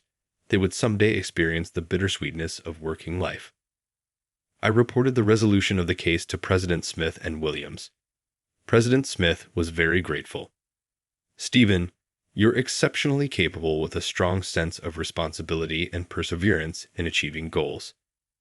I'd love to have someone like you at our company," he praised, making me blush. Oddly enough, President Williams gave me a monetary gift, which I decided to share with Tom and Ken, who had covered for me at work. Later, we had a barbecue party at the Smith residence. Throughout the event, President Smith and his wife Stella thanked me repeatedly. Stella was lively and cheerful, entertaining the guests as the party went on. As the evening was winding down, President Smith called me over to his table and offered me a glass of wine. I accepted and listened as he spoke. "I've grown quite fond of you through this incident," he said. "You've helped my wife and Stella. I envy your company's president for having you. I'm considering how we might work together." I was puzzled. "What do you mean?" I asked. Just then, Stella came over, smiling brightly. "Dad, I brought some more drinks," she said. Her smile made all the effort feel worth it. "Stella, can I talk to you for a moment?" President Smith asked. Stella replied, "What is it, Dad?" President Smith said, "I'll get straight to the point. Stephen, I'm wondering if you marry Stella." I accidentally spat out the sake I was sipping. Stella was frozen in shock. President Smith, that's a pretty heavy joke, I managed to say. It's no joke, he said. I wouldn't choose my daughter's partner lightly. After witnessing your actions, I trust you not only with Stella, but also with my business someday. Stella's face turned bright red. Dad, what are you saying so suddenly? She stammered. Truthfully, I had feelings for Stella, but accepting such a proposal quickly might seem like I was after her family's wealth. I needed to tell her how I felt. I couldn't bear the thought of our connection ending. I spoke to President Smith. I'm grateful for your words. I like Stella very much, but accepting this offer lightly would seem disrespectful. I need to be honest with her first. President Smith stared at me intensely, almost overwhelming me. I downed the sake in one gulp and turned to Stella. Stella, from the moment I met you in that hospital, I fell for you. I'm a simple man, but I want to protect you forever. Will you go out with me? Will you give me your life to cherish? I might make you cry, but I'll never let you suffer. I extended my hand to her, closing my eyes. After what felt like an eternity, her small, warm hand enveloped mine. When I opened my eyes, I saw Stella, tears in her eyes. She jumped into my arms. You have to take responsibility for making me feel this way, she said. If you're okay with someone like me, please be with me forever. I'd embraced Stella tightly. Unbeknownst to us, everyone had formed a circle around us, and soon President Smith began clapping. The entire crowd joined in, and applause filled the air. I thought, what have I done? And then I fainted. Fast forward a few years, surrounded by well-wishers, Stella and I were at the peak of happiness on our wedding day. I couldn't take my eyes off Stella and her white dress. President Smith, in tears, was comforted by his wife. From now on, I would call them father-in-law and mother-in-law. After that party proposal, I thought I had it all figured out, but the mix of alcohol and nerves made me pass out. I still get teased about it, but I remember every word of my confession. Stella, do you remember what I said at the party? I asked. I forgot, she said with a smile. Really? I asked. So, I want you to say it again. I'll make sure you don't make any mistakes. Stella's smile, today the most beautiful I've ever seen, made me vow to protect her for the rest of my life. As I was growing up, I was always aware that I was the fallback option. My name is Emma, and from the time I can remember, I have seen my parents lavish infinite attention and possibilities upon my bigger brother, Michael, while I was left in the background.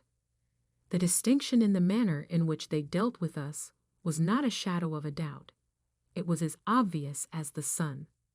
While my mother and father were driving Michael to his most recent singing competition or club meeting, I remember sitting alone at our kitchen table and working on my schoolwork.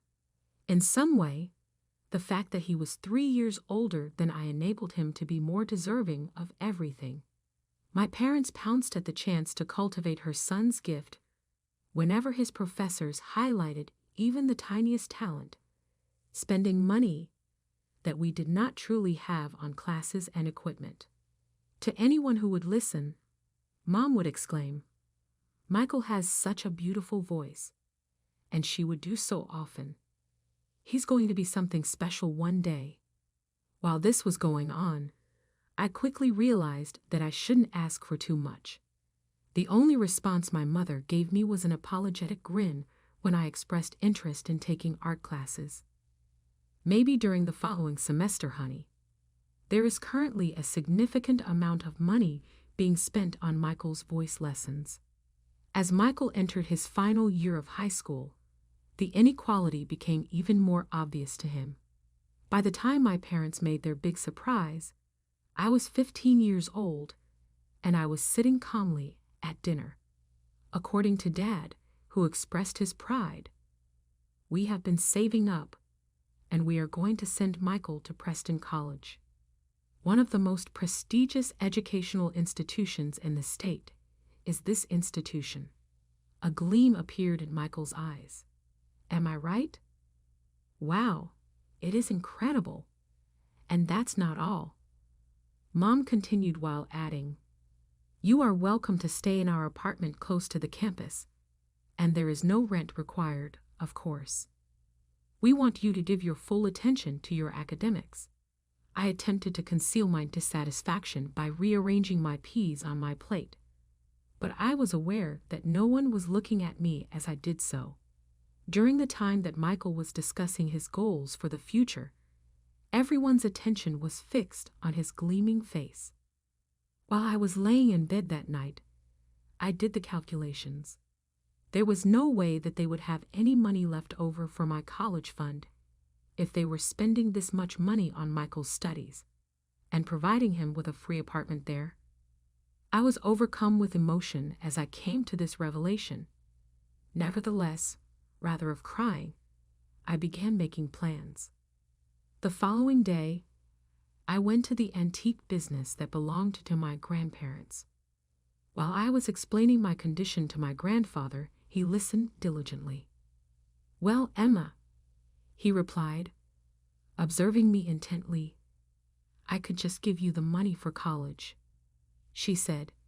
He took a little pause, rubbing his chin in a reflective manner. "However, I believe that it would be preferable if you earned it with your own efforts. In what capacity would you be interested in working here after school?" Consequently, this is how it all began. The beginning of my employment at the antique store coincided with Michael's preparations for his illustrious college experience. Helping to classify merchandise, assisting customers, and learning about the business from my grandfather were all things that I did every day after school. My grandma would bring me snacks and tell me stories about the vintage items that we sold. She would also tell me about the stories. My parents' reaction to my initiative was telling. When I told them about my job and my plans to save for college, they seemed relieved, almost grateful that I'd solved my own problem. 3 years of working at my grandparents' antique store flew by. Every afternoon spent dusting old furniture and organizing vintage jewelry had paid off. I'd saved enough money for college. When I graduated high school, there wasn't much fanfare, just a quiet dinner at home. But I didn't mind. I was proud of what I'd accomplished on my own. I enrolled in the local state college, choosing a practical business program that wouldn't drain my savings. The tuition was reasonable, and I even had some money left over. Living at home and taking the bus to campus wasn't glamorous, but it made financial sense. "Mom, Dad," I'd broached the subject one evening. "I've been thinking about getting a used car. It would make getting to classes easier." Dad barely looked up from his phone. "Sorry, Emma. We just don't have the money for that right now." Mom chimed in, "The bus system is perfectly fine. Lots of students use it." I watched as my graduation dinner turned into a celebration of Michael's success in Connecticut. My grandparents exchanged knowing looks, and Grandpa squeezed my shoulders supportively. My hard work in college paid off sooner than I expected. Within 2 weeks of graduation, I landed a position at Anderson and Mitchell, one of the most prestigious firms in the city. The starting salary was better than I dared hope for, and I was thrilled to finally be starting my career. That excitement lasted exactly 3 days until my parents found out about my salary. "Emma," Mom said during one of her unexpected visits to the apartment, "now that you're making good money, you should start paying the full rent amount." I stared at her, wondering if I'd heard correctly, but we agreed on half. "That was when you were a student," she replied matter-of-factly. "You can afford it now." I wanted to point out that Michael had lived here for free, even after getting a job, but I'd learned that comparing myself to my brother was pointless. The apartment's location was perfect, just a 10-minute walk from my office, so I reluctantly agreed. Life fell into a routine. I threw myself into my work, determined to prove my worth at the company. Every month, like clockwork, Mom would call. Emma, dear, just reminding you about the rent. It's due on Friday. We're counting on that money. 3 years passed this way. I earned a significant promotion and raise, but I kept that information to myself. I'd learned my lesson. Any hint of financial success would just lead to more demands from my parents. Through their occasional updates, I heard that Michael and Sarah had a baby boy. I'd seen pictures on social media, but hadn't visited. Our communication had dwindled to perfunctory birthday messages and holiday greetings. I was fine with that. Then came the phone call that changed everything. Emma. Mom's voice was tight with tension. We need to talk about your brother. There's been some trouble. The business, well, it's gone bankrupt. He had a terrible fight with Sarah's parents. They're furious about how he managed things. They're not speaking anymore. I closed my eyes, already knowing where this was heading. He's coming back home, she continued, with Sarah and the baby. Oh, I said carefully. I assume he'll be staying with you and Dad. Actually, Mom paused. That apartment you're in is quite large. He'll be staying there. The phone nearly slipped from my hand. What, Mom? This is my home. I've been living here for years. Don't be dramatic, Emma. Your brother needs help. He doesn't have any money right now, so he'll stay there for free. You can keep paying the rent. That's absurd, I protested. If he's moving in, maybe I should just find my own place. Don't you dare. Mom's voice turned sharp. We need your rent money now more than ever. Michael's going through a rough time. You wouldn't want to make things harder for him, would you?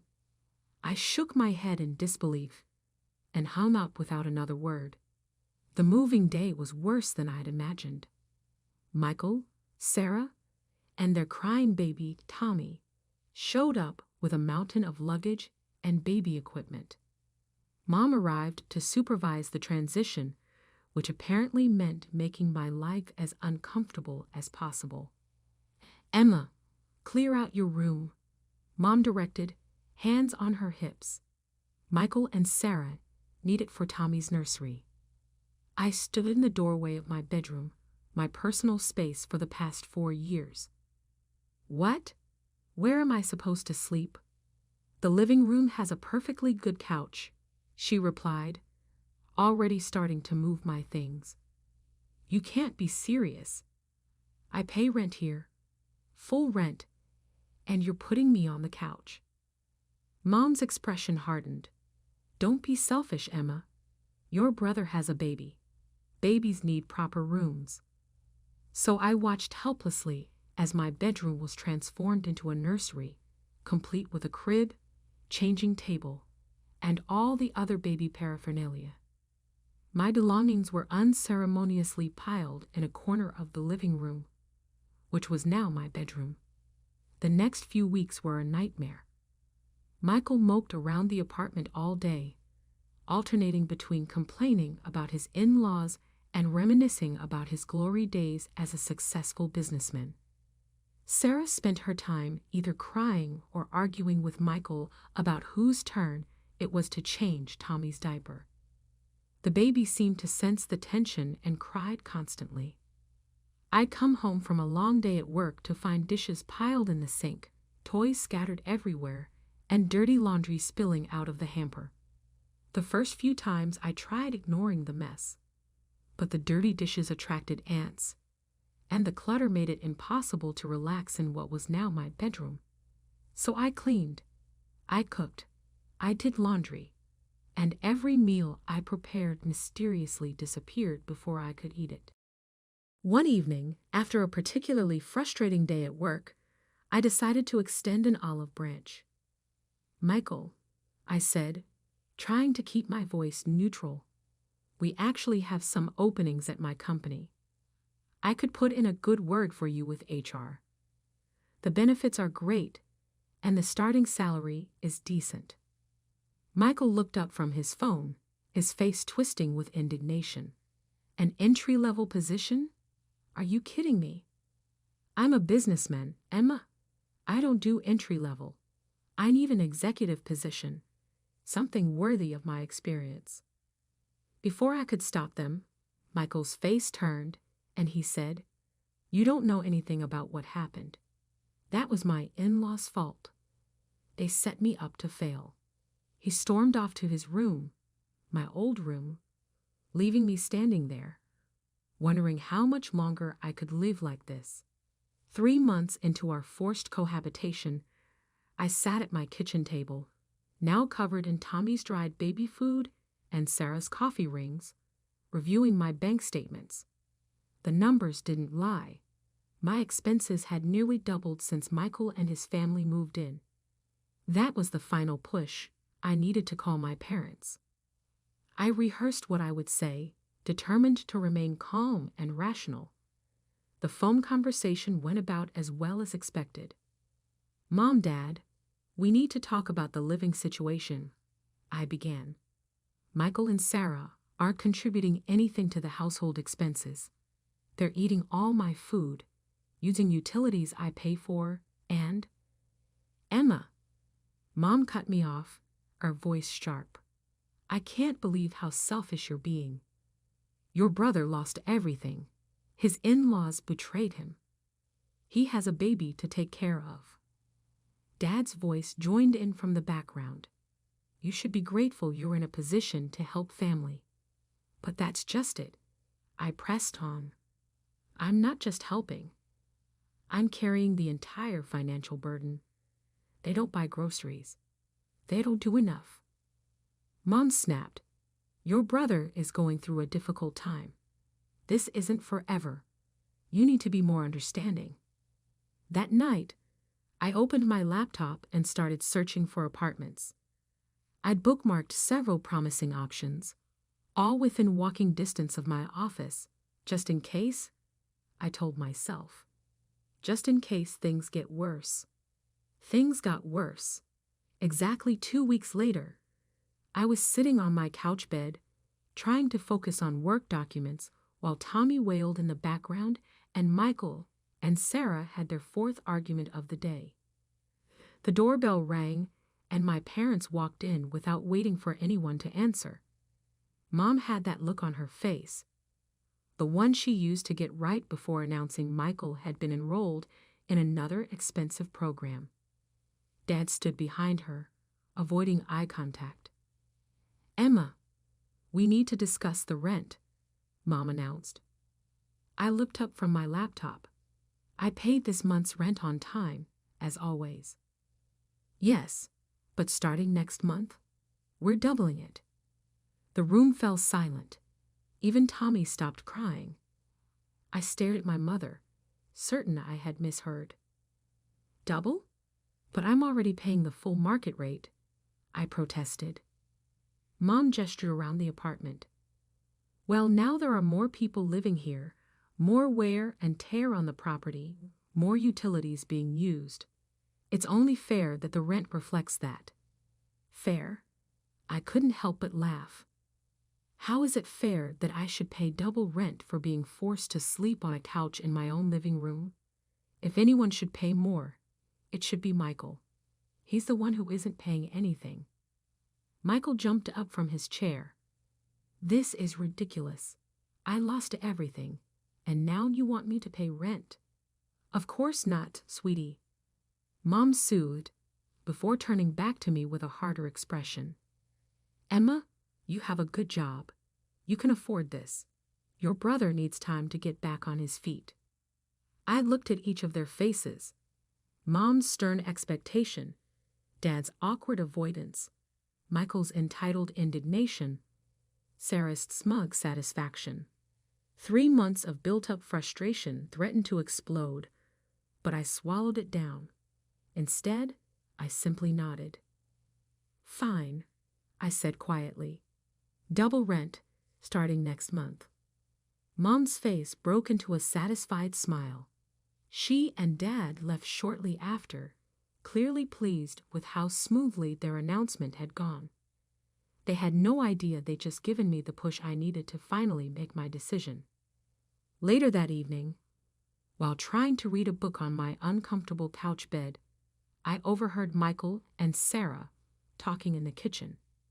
They were trying to whisper, but their excitement made them careless. "Can you believe it?" Sarah giggled. "Your mom just told me they're going to give us half of Emma's rent money every month." Michael's smug reply made my blood boil. "Of course they are. They understand we need help right now. Emma makes plenty of money. She can support us for a while. This is perfect. We get to live here for free, and we'll even have spending money," Sarah continued. "Your sister doesn't need to know." I lay there, gripping my book so hard my knuckles turned white. All this time, I thought my parents were just being unfair, but this was a calculated scheme. They weren't just enabling Michael. They were actively planning to use me to fund his laziness. I grabbed my laptop and pulled up the apartment listings. One caught my eye, a modern one-bedroom in a quiet building, actually closer to my office than the current apartment. The rent was exactly what I'd been paying before the proposed increase. I called the number immediately, trying to keep my voice down. "Hi, I'm interested in the apartment on Cedar Street." "Yes, I could come see it right now if that's possible." "Perfect. I'll be there in 15 minutes.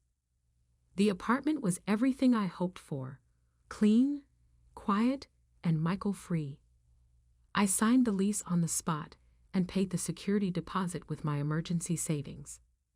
Back at the apartment, I waited until everyone was asleep before quietly packing my essential belongings into 2 large suitcases. I left my furniture. It wasn't worth the hassle, and I could buy new pieces that didn't have memories of this mess attached to them. The next morning, I wheeled my suitcases to the door while Michael sat at the kitchen table, scrolling through job listings he had no intention of applying to. "Going somewhere?" he asked, barely looking up. "Month-long business trip," I lied smoothly. "Big project in our Cincinnati office." He just grunted, already uninterested. I moved into my new apartment that evening, ordering takeout and sitting on the floor of my empty living room. The silence was beautiful. No crying baby, no arguing couple, no guilt-tripping parents, just peace. For the next month, I lived quietly in my new home.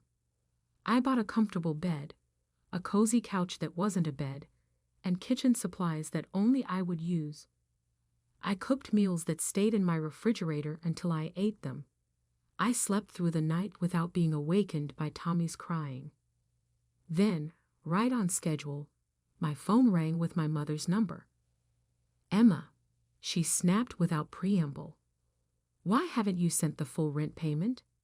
We agreed on double, remember?" I couldn't help but laugh. "Actually, Mom, I know all about your little arrangement with Michael and Sarah. Were you planning to tell me that half my rent money was going straight into their pockets? That's none of your business. Your brother needs." "No, Mom," I interrupted, still chuckling. "What my brother needs is to grow up and take responsibility for once in his life. I've moved out and found my own place. The apartment is all yours and Michael's now." "What?" she screeched. "You can't do this. We need that rent money." "Well, I'm sure Michael will step up and start paying rent now that he's had time to get back on his feet. I can't wait to see how that works out for you." There was a moment of silence on the phone after my declaration. I could almost hear the gears turning in my mother's head as reality finally sank in. Their reliable source of income was gone, and all they had left was their unemployed son who had never paid a bill in his life. "Emma, sweetie." Mom's voice suddenly turned sugary sweet, a tone I recognized from childhood when she wanted something. "Let's not be hasty. We can work something out. What if we go back to the original rent amount? That was fair, wasn't it? I settled deeper into my new couch, the one I'd picked out myself, in my own apartment where no one could kick me out of my bedroom. No, Mom, that's not going to happen. But Emma, we're family. You can't just. Family. I was the one who interrupted. What do you call it, if that's that? When are you planning to do something behind my back in order to give Michael my money? How come you force me to leave my own bedroom although I am responsible for paying all of the bills? Considering that you have spent my entire life treating me like an ATM while treating Michael like a member of the royal family. That's not right at all. All along, we have. Goodbye, Mom. Immediately after hanging off the phone, I blocked their phones. That was almost half a year ago. Despite the fact that I never inquire about it, my grandparents keep me informed about the event. All they know is that I need to hear it, and they want me to know that I made the correct decision. They claim that Michael, Sarah, and Tommy are still residing in the flat where they were previously residing. There is not a single month's rent that they have paid. In addition to paying for all of the baby's utilities, the parents are also providing them with spending money because the infant requires various items. Still, my brother has not been able to secure employment. It would appear that there are simply not enough executive jobs available for business people who have been unsuccessful and have a history of filing for bankruptcy. I have found calm in my new existence. I started attending evening school for my Master of Business Administration degree. I got another promotion at work, and I gave myself a car. Cleanliness is a constant in my apartment. My food is stored in the refrigerator until I am ready to consume it. Each and every night, I sleep in my very own bed. When I was in the grocery store a few days ago, I happened to run across Sarah's cousin. I was informed by her that they are having another child. I simply smiled and wished them well, knowing that my parents are probably already figuring out how to pay for another nursery just across town. I just smiled and wished them well. That, however, is no longer a concern of mine. Today, for the very first time in my life, I am putting myself first, and I am very satisfied with how things are going.